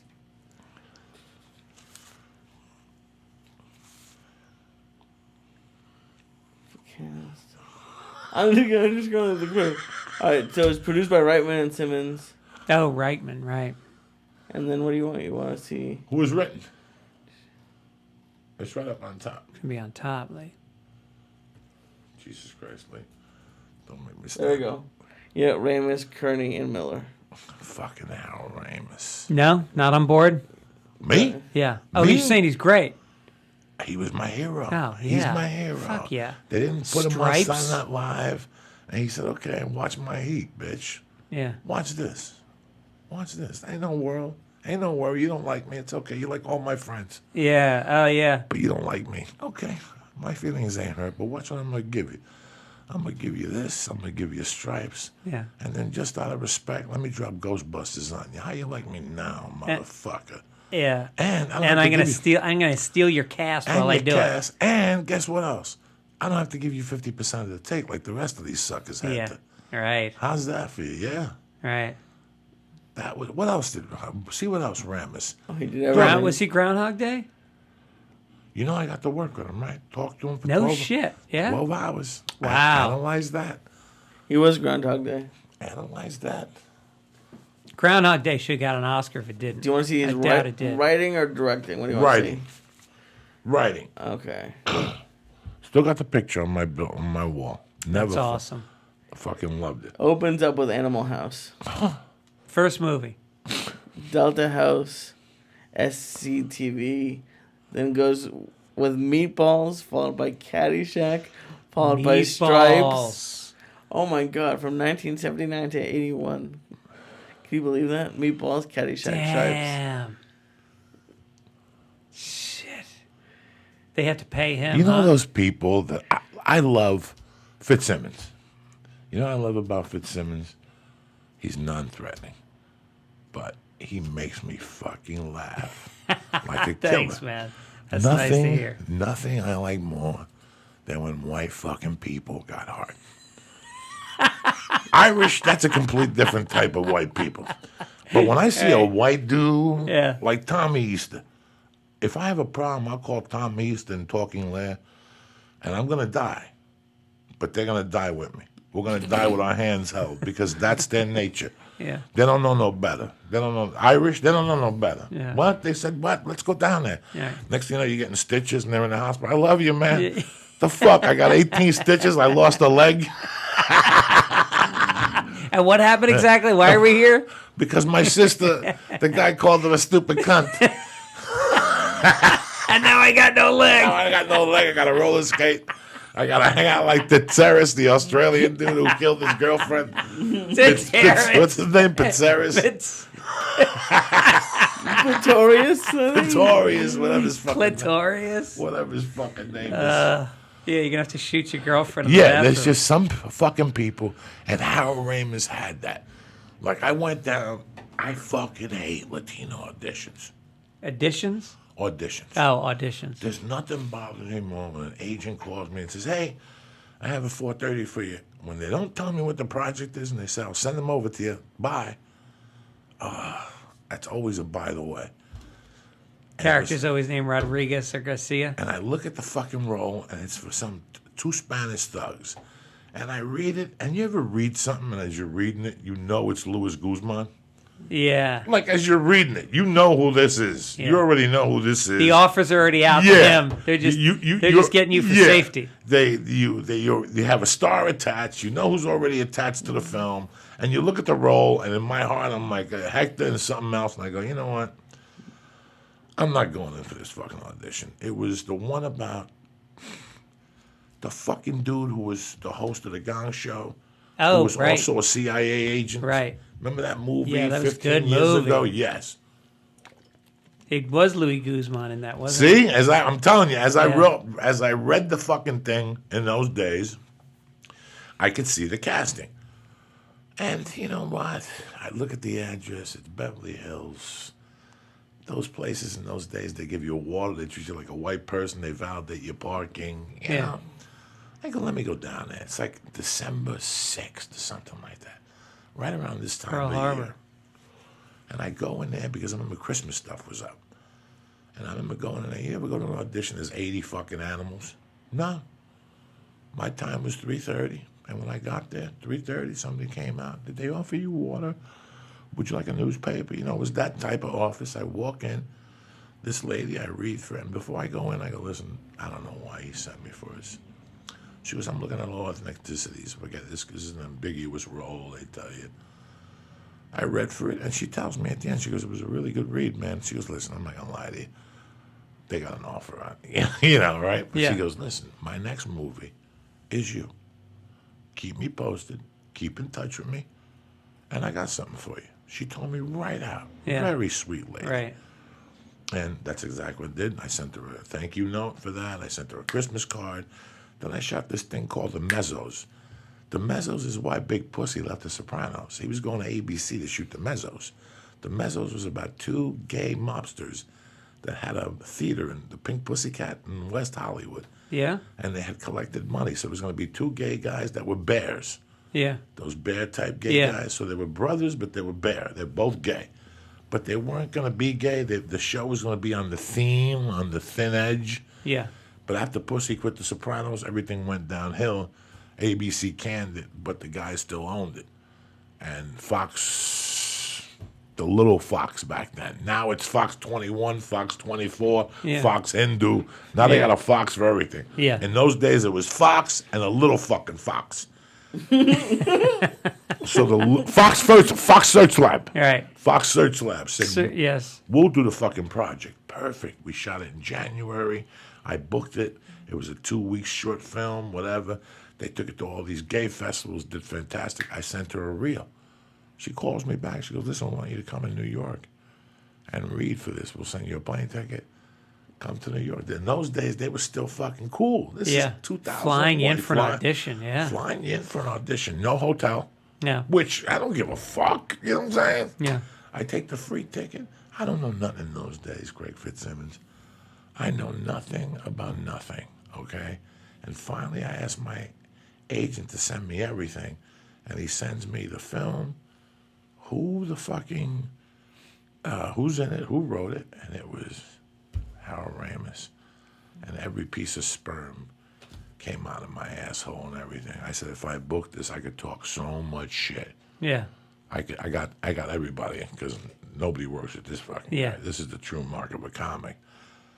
Went in there, read, brother, they fucking called me and gave it to me. Right away? Oh, no. It took about a month. They tormented me. Yeah. And you know how it says shoot date, April 24th? I snapped by the 29th and just picked up the phone and called the casting director. What is the meaning of this? Yeah. And I'm like, Joey, hold on. Susie Farris, who today is a big-timer here in town. Uh-huh. At that time, she was an assistant for this lady in New York. And she called me back, and she goes, you booked it, we'll send you this, and this. And, dog, I tell you what, I even stopped doing blow for a week before that. Good for you. Which was a lot in those days. I'm not going to lie, it was like 4 days. 4 days. 4 fucking days I quit doing blow before I went in with that guy. Yeah. He was everything I wanted him to be. You know, who the fuck am I? I could lie to you guys and tell you he was everything I wanted him to be as a director. I don't even know what the director was. A director to me is a guy who sits with you and teaches you something, and you learn something. And he was very good to me that day, but it wasn't until they shot The Other Side And I had his ear for 2 hours, just him and me. New Jersey, where you from? You ever smoked dope? And all of a sudden I started asking him about what happened. And he told me Montreal Comedy Festival, they could suck my dick. He just started telling me the things that didn't matter. Yeah. He just broke them down for me as a comic, what doesn't matter and what matters. Everything else is bullshit. He goes, so what? The guy didn't want to work with me. It was his fucking loss. Now look at me. You know what I'm saying? I'm living like a fucking doctor. I left that set a different person. Yeah. Because he lifted me. It's like when you go to a fucking comedy store, Greg, it's not like going to the West Side Comedy Jam where you follow 8 guys that are bringing 4 people. You know, Yeah. When you go to the comedy store, Sebastian's in front of you. You know what I'm saying? Yeah. So right off the bat, you lift up. You lift up a little bit. Mm-hmm. You go from being a yellow belt to a fucking brown belt. Now, all of a sudden, nobody's got to give you a belt or nothing. Yeah. Yeah, it's true. In my mind, the same thing had happened to me by working with him. Like now, after that, I started booking shit like a madman. Yeah. I booked Spider-Man 2, American Gangster, Longest Yard, just from the confidence that he gave me that day. He's like, listen, nobody likes me. Who gives a fuck? He said that? Yeah, oh yeah. He was cool as shit. Yeah. He didn't give a shit that people didn't like him. That's every really successful person that I meet out here in Hollywood doesn't fucking care. They date women with big tits and fake lips and and they're 62 and she's 24. They don't give a shit how it looks. They don't care how they talk to people. I'm not saying in a bad way or a good way. It's just a thing I've found is that to get that powerful, you have to truly not give a shit. Now, there's two schools of thought, and this is what got me here with you. I was always the type of guy I didn't give a fuck, but it was half routine and half I really didn't give a fuck because. And I was thinking about this today, how I look at my daughter, who's 3 years old. And she's not, I don't know how to say this without sounding creepy. She's a virgin of life. Right now, when I pick her up, she says, Daddy, and I pick her up, and she always has a good day. But someday, something happens that changes them. That's why I don't like fucking dogs around my kids. That's the reason I don't want a fucking dog around you. I know your pit bull's great, and you saved them from a fire. Listen, that's great. But these motherfuckers snap eventually. And I don't Especially when they're around little kids, because little kids are wanna like be another that dog dead, to them. Because these little children, when they're that young, you could crack them at that age. It's not the same. And even if they don't snap, pit bulls are just really strong dogs. Yeah, or whatever. So, yeah. It's not the point is that it's like even when they get into their first pushing match at school, it affects them. If a kid hits them, it affects them. Like when I was fucked up, my dad died when I was 3, and I walked around like a momo for 2 years. I played hooky one day, I got hit in the head with a fucking flashlight, and it snapped me out of who. That's who I am today. The guy that, I got hit in the head with a thermos. I got into a fist fight, and I got hit with a head in the thermos. Until today, I think to that. Like that woke me up. How old were you? 6, first grade. Yeah. Not even played hooky. Went to get a hot dog, whatever. Got hit in the head, seeing my own blood, knowing that could happen now makes a different person out of you. Mm-hmm. I was sitting there going, when is it going to happen to Mercy? Like, what kid's going to push her down and hurt her feelings? It starts with something like that. Yeah. I'm sure it's happened already.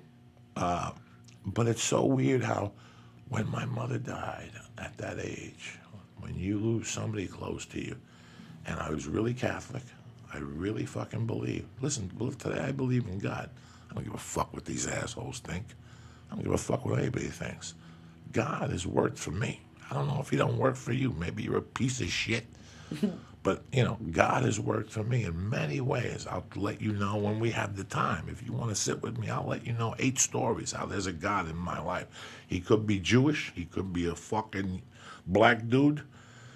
I don't know who the fuck he is, but there's somebody who's helped me. But when your mom gets taken away at an early age, or your dad, and there's no explanation, you lose something, Greg. Yeah. And you lose that, I don't give a fuck. Now you become a selfish, I don't give a fuck. For years I was a selfish, I don't give a fuck. You know what? What'd you say, Greg? If I hit you in the head with that fucking microphone, knock your fucking eye out. Let's see. And those are the people who do knock an eye out, do 30 years, and you live with a fucking eye patch for 30 years. Yeah. You following me? Senseless stupidity, eventually I met people and love was brought back into my life and stuff like that. But I never really gave a fuck. Just being Spanish right there, in a way, I could be one of those guys that the word spick bothers me.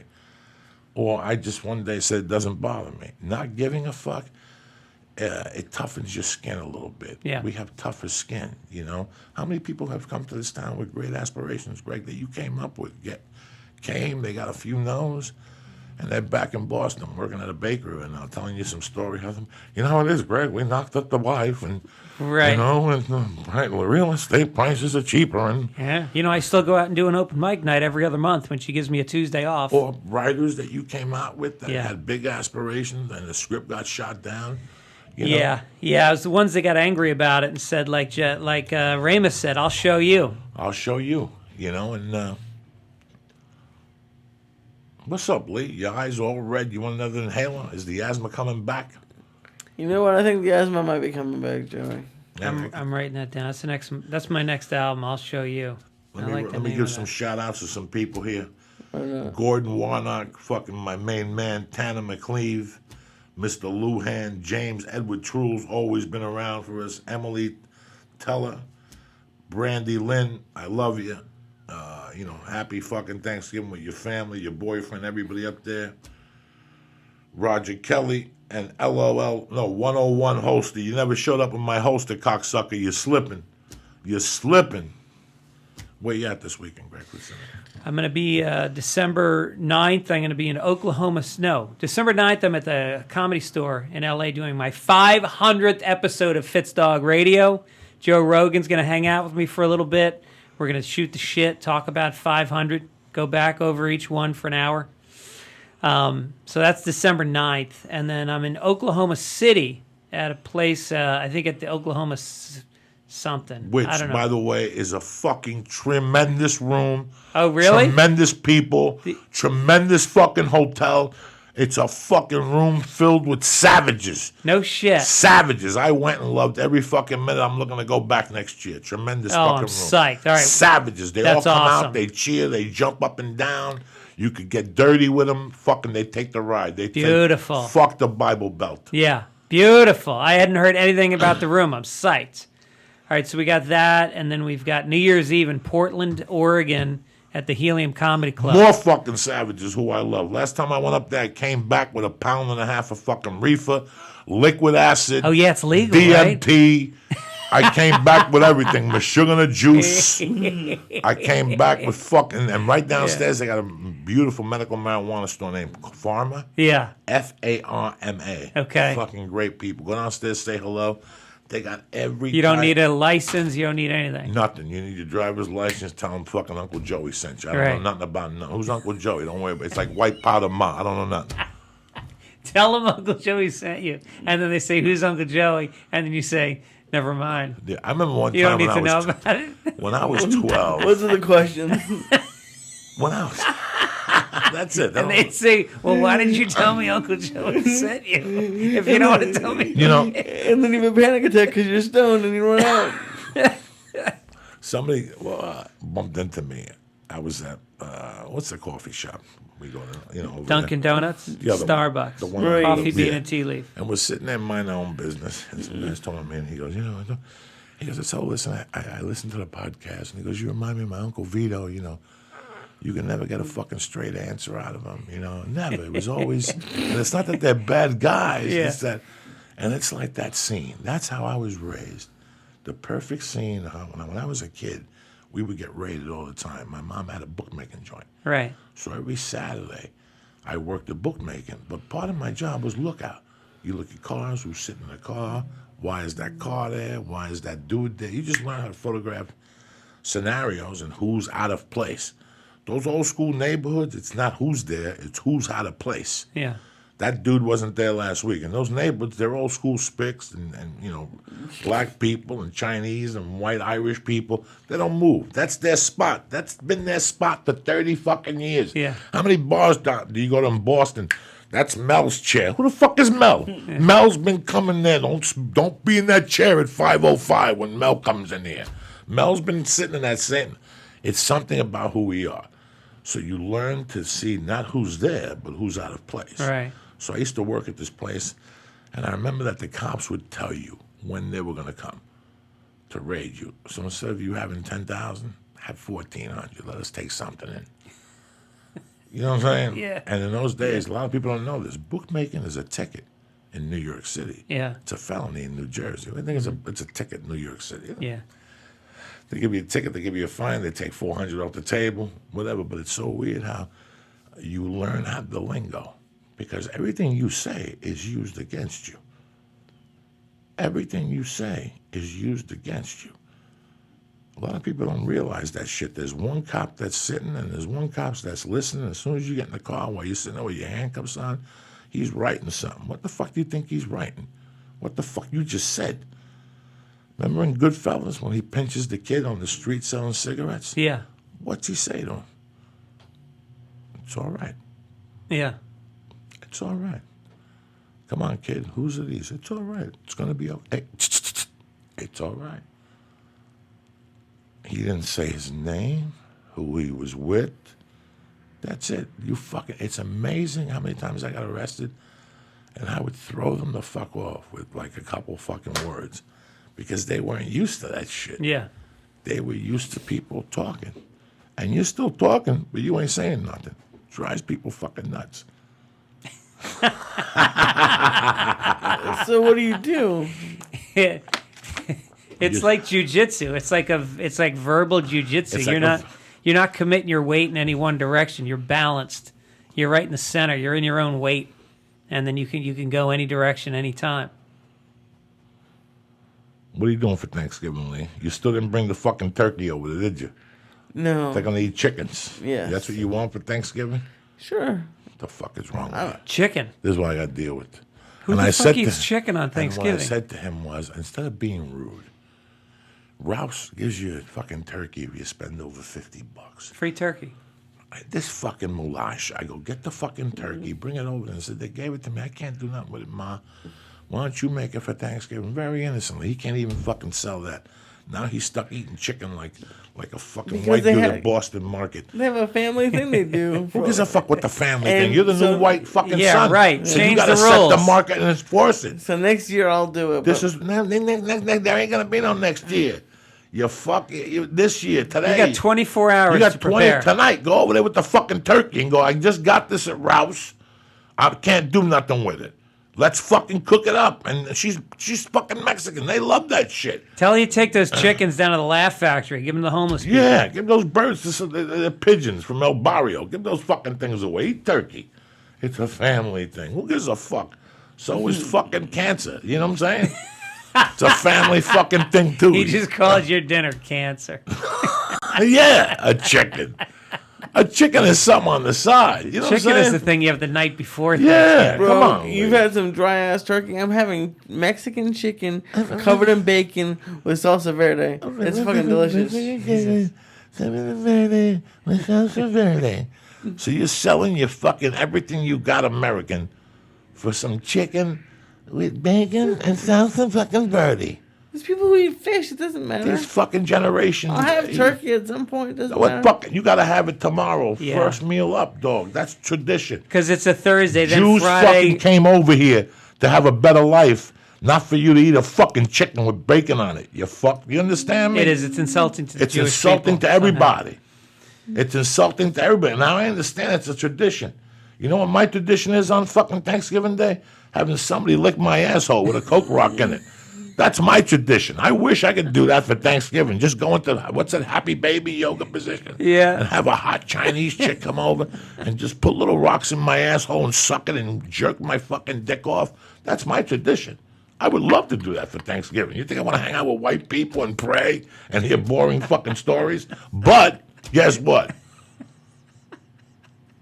You got to eat a turkey on Thanksgiving. So don't offend me no more, all right?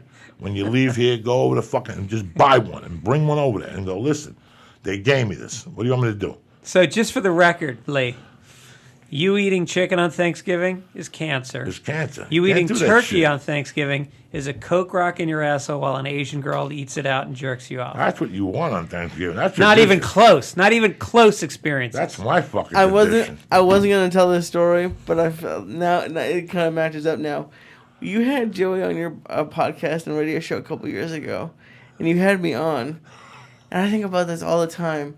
You asked me a question that I think about constantly. You said, "What's the hardest part about working with Joey Diaz?" And I said something stupid like, "Oh, it's all fun," and I was like, "This part is the hardest part." And How about me telling you the truth? What's What's the fucking truth It's here? chicken. Who cares? Who cares? It's chicken. It's not about what you eat. There's families who eat whatever. 2,000 years ago, these fucking white momos were hanging out minding their own business with these fucking hats on and these fucking little suits on like the Jacksons in the 60s with tights on. And they had nothing. Some people had corn. Some people had whatever the fuck they had, Maize. a turkey. Some people had maize. Some people had bread. And all of a sudden, look, boom, in the horizon, they saw some Indians. Now, on any other fucking day of the week, I'd have to stab those motherfuckers. But these guys, they seem like friendly people. You know what I'm saying? Sometimes you shoot a black guy, like that fucking dude in Chicago. How many times you shoot that poor 14 in the Jesus back. Christ. Unfucking believable. He's going to die in that. He's going to die in jail.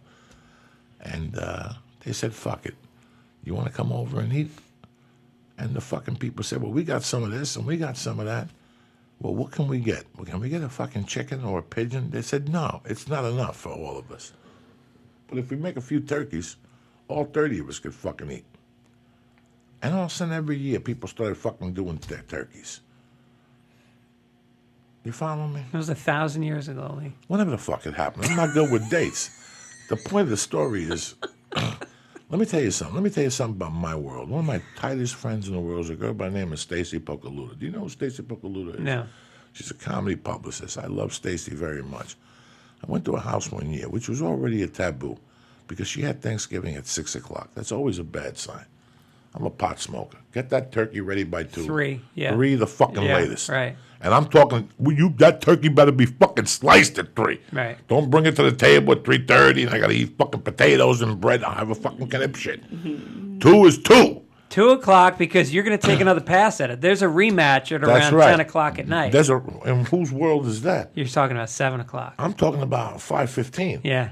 You know, if you eat at 2, you're making a fucking turkey on Wonder Bread by 5 o'clock, and you're in my realm because I'm getting you high.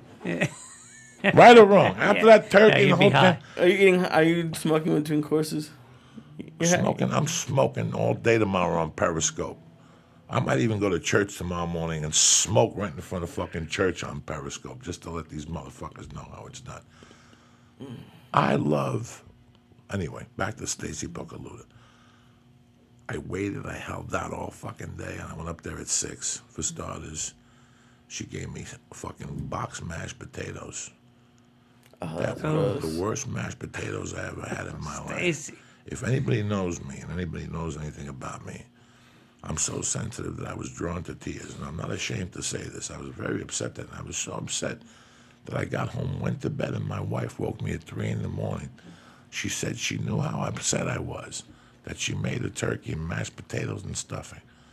And I got up, took a shower, drank coffee, smoked a joint, and ate turkey till 6 in the morning. That's because my wife... Your wife did that for you? That's how serious she was. That's beautiful. The moral of the story was I didn't talk to Stacy for 8 fucking months. She kept calling me. She didn't know why. And one night I had to say, you know why, Stacy? Because you made the worst mashed potatoes I've ever had in my life on Thanksgiving night.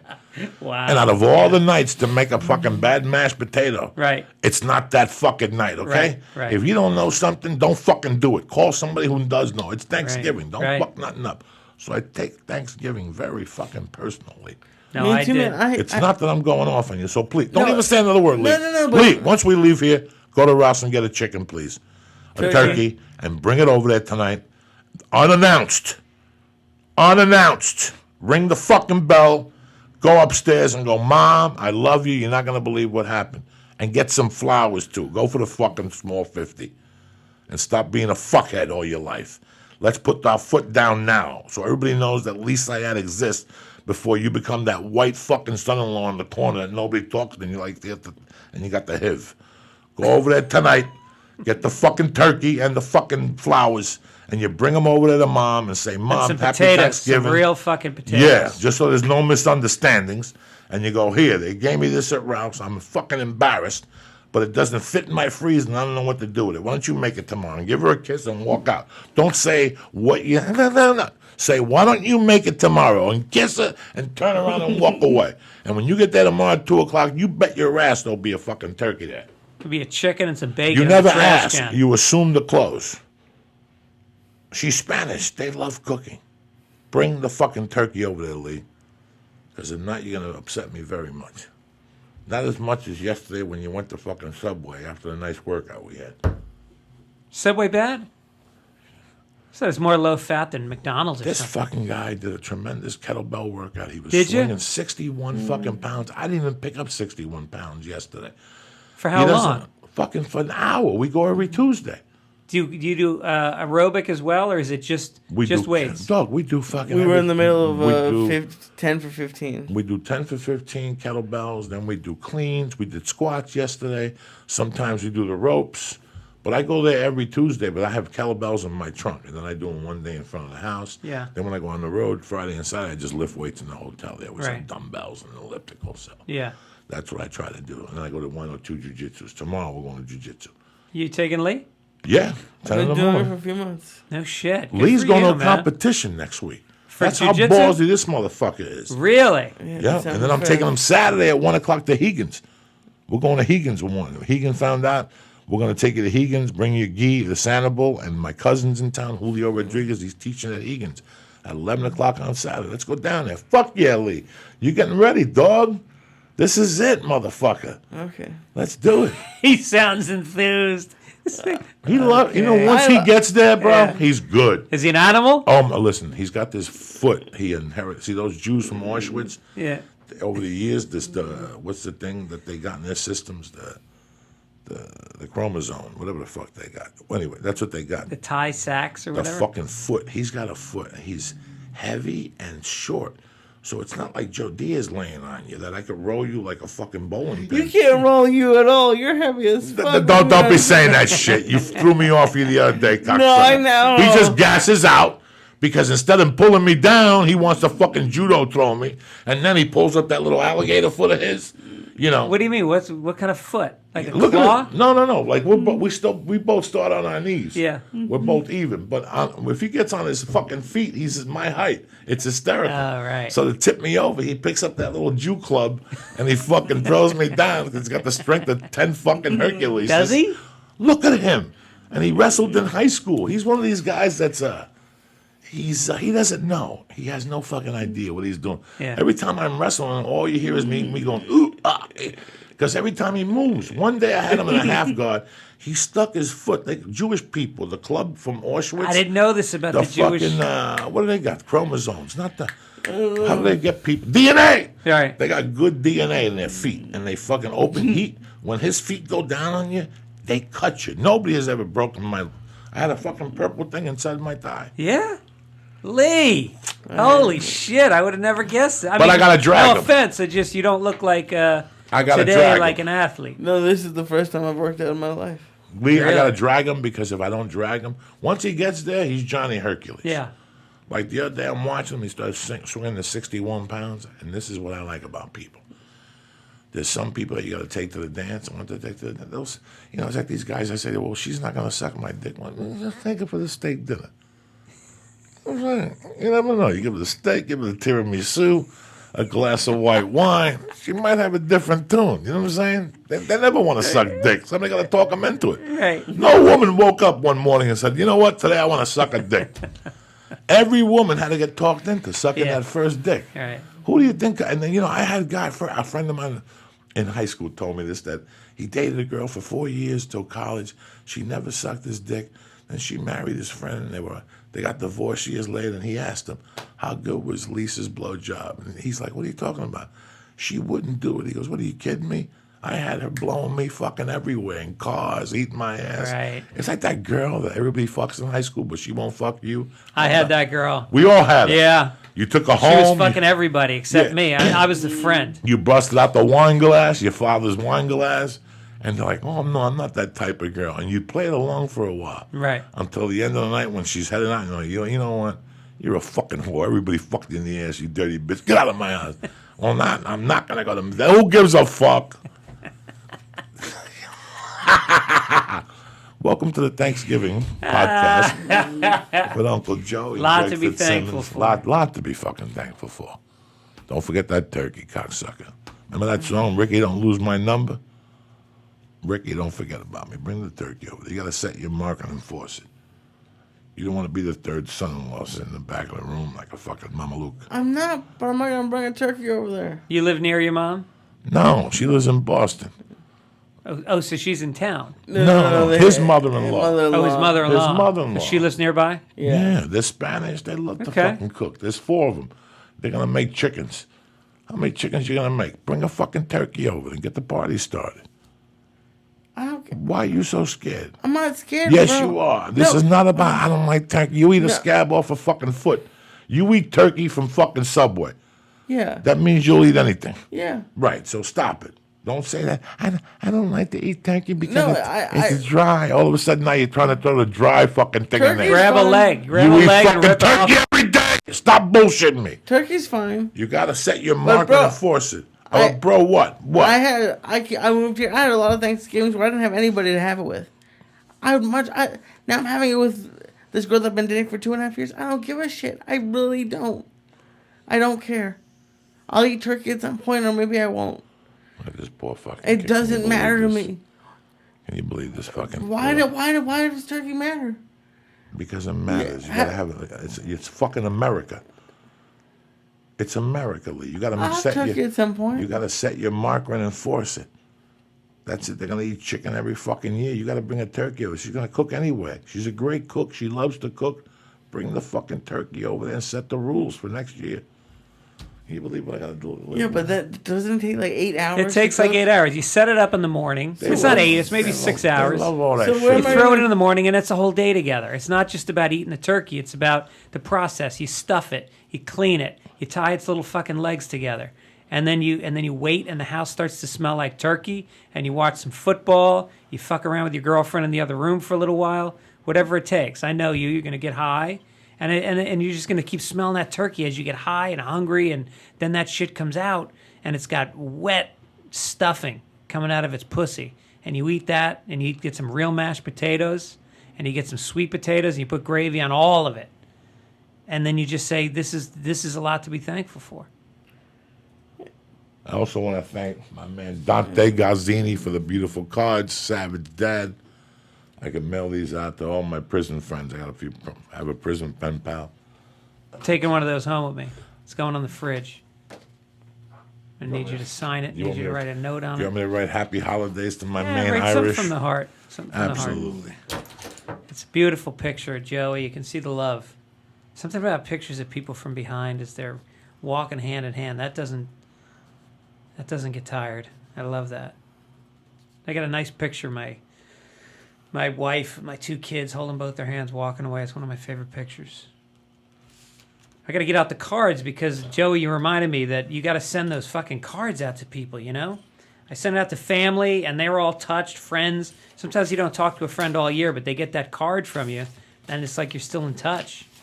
Listen, a card or letter, it says a lot. Yeah, It says you took the time. You got to Right. lick the fucking stamp.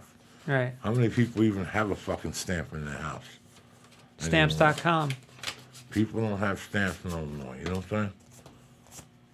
You got to lick. I love writing that dude letters in jail. Yeah. Like, I don't write them every week, but I wrote them for Thanksgiving to keep his chin up. You know, Yeah. It's so weird how when you're locked up, you're like, oh, this is going to be the worst week of my life. You know what? My Thanksgiving in prison was fucking tremendous because No there was shit. no bullshit. Yeah, stovetop, mashed potatoes and white turkey. I'm in. Yeah. I don't want no more. I don't want nothing. Once I go to your house and I see walnuts and grape nuts, and I got this recipe from the Pilgrims, cactus and octopus blood in the stuffing. I gotta go. Hey. That's why I have my wife make that early. So when we go out tomorrow night, there's no misunderstandings. Right. We always go to people's houses. They want, don't we put pork chops? One year we went from somebody's house. They put a turkey with a fucking pig in a fucking lizard's ass. What do they do? That Turduncan? Oh, yeah, Turduncan. They put a fucking they put a duck in a fucking turkey with sausage. Yeah. And I saw that dark meat from the duck. Oh my God. That's the year I cried. That was the worst. Yeah. I'm telling you, I didn't talk to Stacy for Yeah. 8 months, dog. 8 months. I had a Thanksgiving with some friends. We usually do family, and we did a friends thing this year. And we go over there, and I bring 2 turkeys. We go to Ralph's. I got my 2 turkeys. I spent $50 one time. I went back the next day, spent $50. I got 2 turkeys. Bring them over the house, stick them in the oven. We spend the day together. They serve the meal. Too much food. There's not that many people show up. There's an untouched turkey at the end of the meal. We go to leave, and we're waiting for a plate. And they give us some mashed potatoes, some sweet potatoes, some Brussels sprouts. And I think there must be another plate because there's no turkey on here. And they didn't offer any turkey. They kept the turkey, kept the whole fucking thing. Sent us home with nothing. And I didn't talk to that guy for a little while. Fucking savages. So that was the guy from Irvine, Yeah. the general manager. His name was Dan. He used to run Brea. Yeah, he's back and forth now. But it's hysterical. Ever since we've been going with this deal back and forth, I kept telling him, listen, I don't want no fucking drama. I'm showing up with 2 Jews with calculators that night to count the chairs. You guys say there's 500 chairs in there, but there's really 581. And that one, that's 20 fucking, you know what I'm saying? Right, Like, right. they don't understand. People don't understand, Yeah. you know. So this morning I called him. I'm like, not only do I have one, I got 3 Jews going down there. It's like a fucking 3-camera shoot. You know what I'm saying? I got clickers coming from Yeah. everywhere, and those numbers better match up, cocksucker. right. He called back to say, I don't care if you have people with clickers down there. So Yeah. now we got them sweating. We got the guy with the clicker down there. That's what you got to do, those fucking people. You gotta, I did a club in Florida. I won't say which club. And, the contract said 340 was in maximum capacity. Because just so people know, we get paid bonuses when we hit sellouts. And the sellout then should be, according to the contract, 340 seats. That's what it says is the maximum in the room. I get there, the place is almost completely full. They tell me the next night I didn't hit the bonus. I go, let's go count the chairs right now. Because I counted 435 chairs. You said 350. That's 85. You're telling me there was 85 empty chairs last night? And it starts fucking stuttering and... Yeah, we don't have to count the chairs. You know, sometimes we add chairs when they were left over from last week. Give me the bonus, and we're good. So he gave me the bonus. sure. But can you imagine 80 fucking chairs they're Oh, trying yeah. to pretend aren't there? That's you guys know at home that it's not just a catwalk. We show up there and they want to give you your money. Even at the end, they give you fucking fake figures. Yeah. That's why I'm bringing Jew tonight. Fucking my main fucking Jew over there. You coming down, Lee? Oh, yeah. He's got that fucking yeah. eye of death. I've got 3 what I'm clickers in saying? my pocket. This motherfucker could see a penny under a carpet. He's got 3D vision. He just looks at the room and he closes his eyes and tells me a number. And he's 5 off. That's how good this motherfucker is.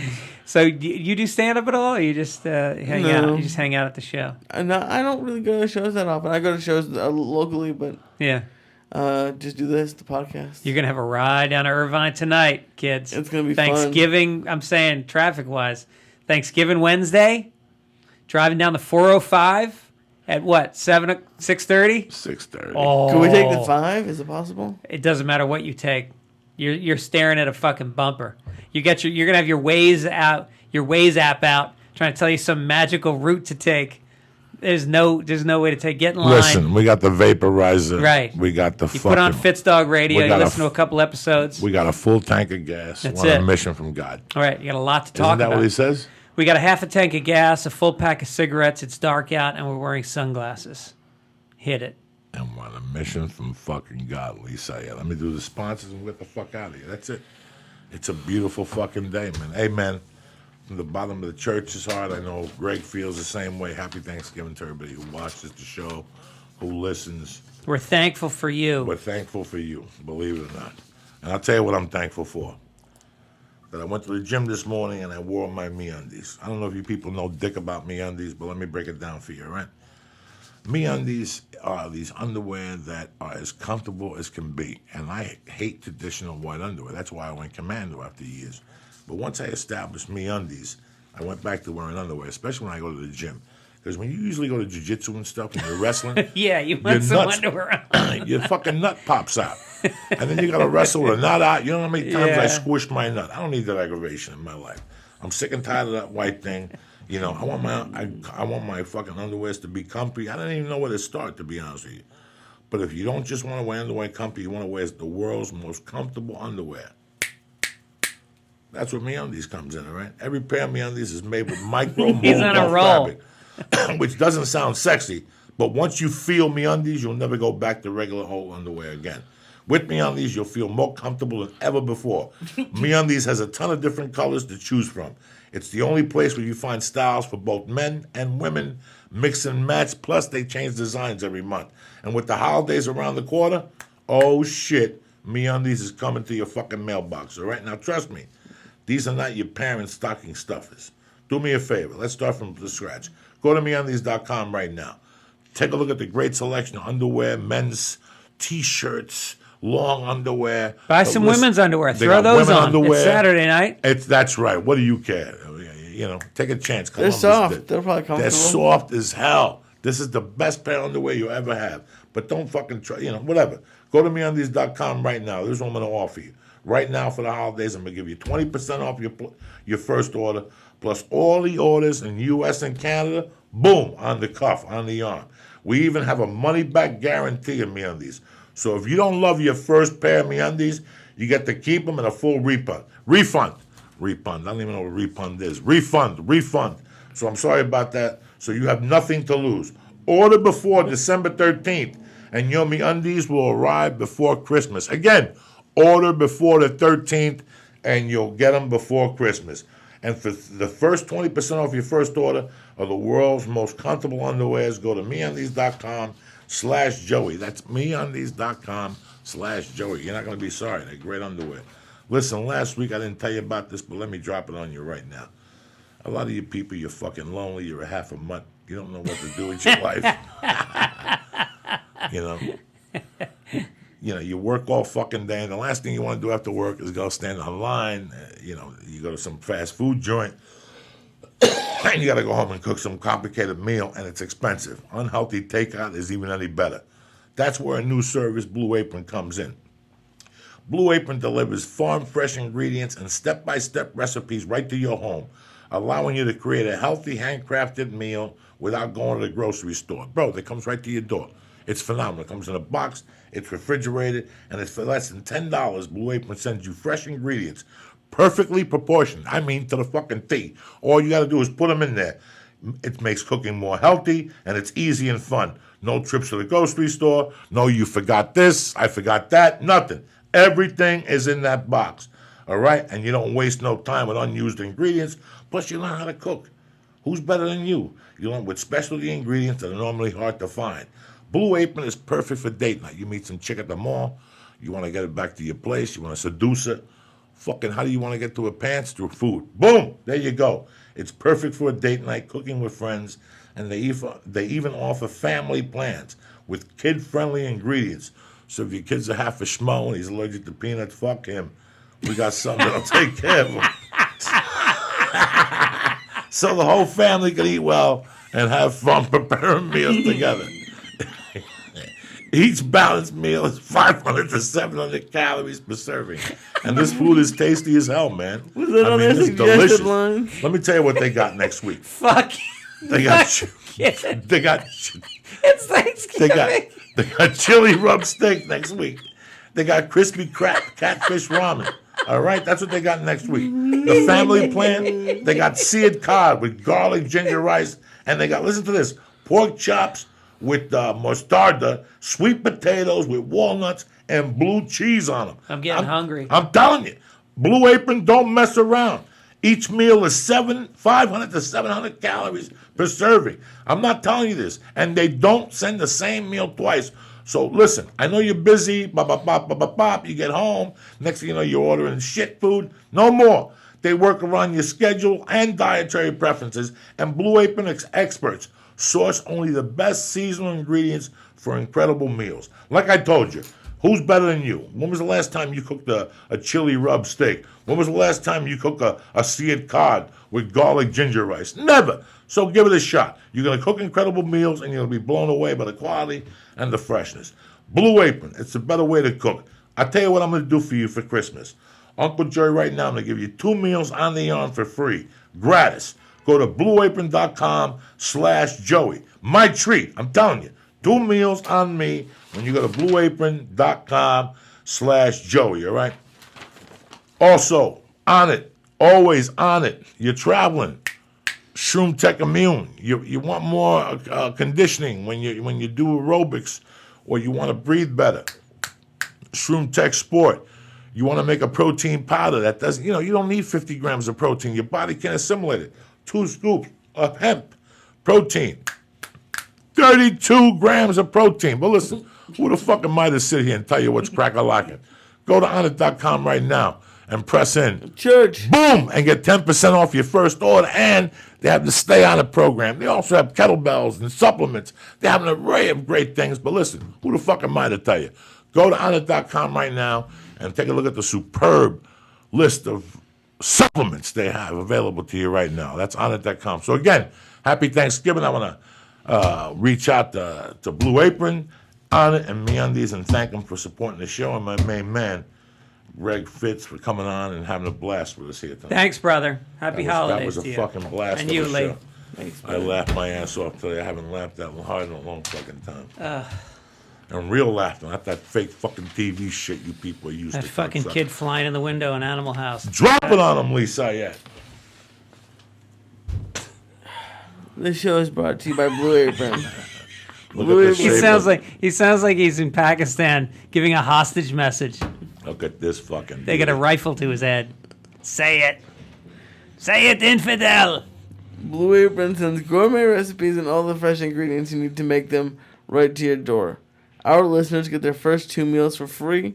Just go to blueapron.com/Joey and start cooking incredible meals at home with Blue Apron. That's blueapron.com/Joey.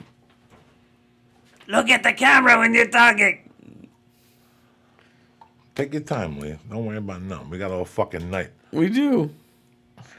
You want The show is also brought to you by MeUndies.com. Go to MeUndies.com/Joey. I'm here under my own free will. I promise.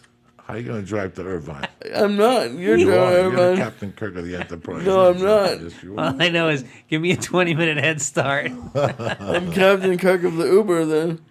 Okay. Go to MeUndies.com/Joey and look at all their great world's most comfortable underwear at MeUndies.com/Joey.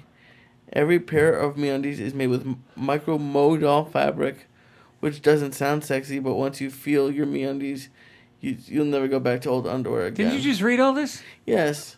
I don't know why he's doing this. I don't know. Why are you doing the whole thing? You Close just the read show, it. Lee. Close the goddamn show, will you, for Christ's sake? Okay. Thank MeUndies, thank Honit, and thank the other people. And let's boogie with Stu, for Christ's fucking sake. Cool. You're lullabying these people to death. And get out of here and go get that turkey before 6 o'clock. That's it. No more fucking around today. God damn Ralph's it. bringing you Thanksgiving year after year. That's right. They give you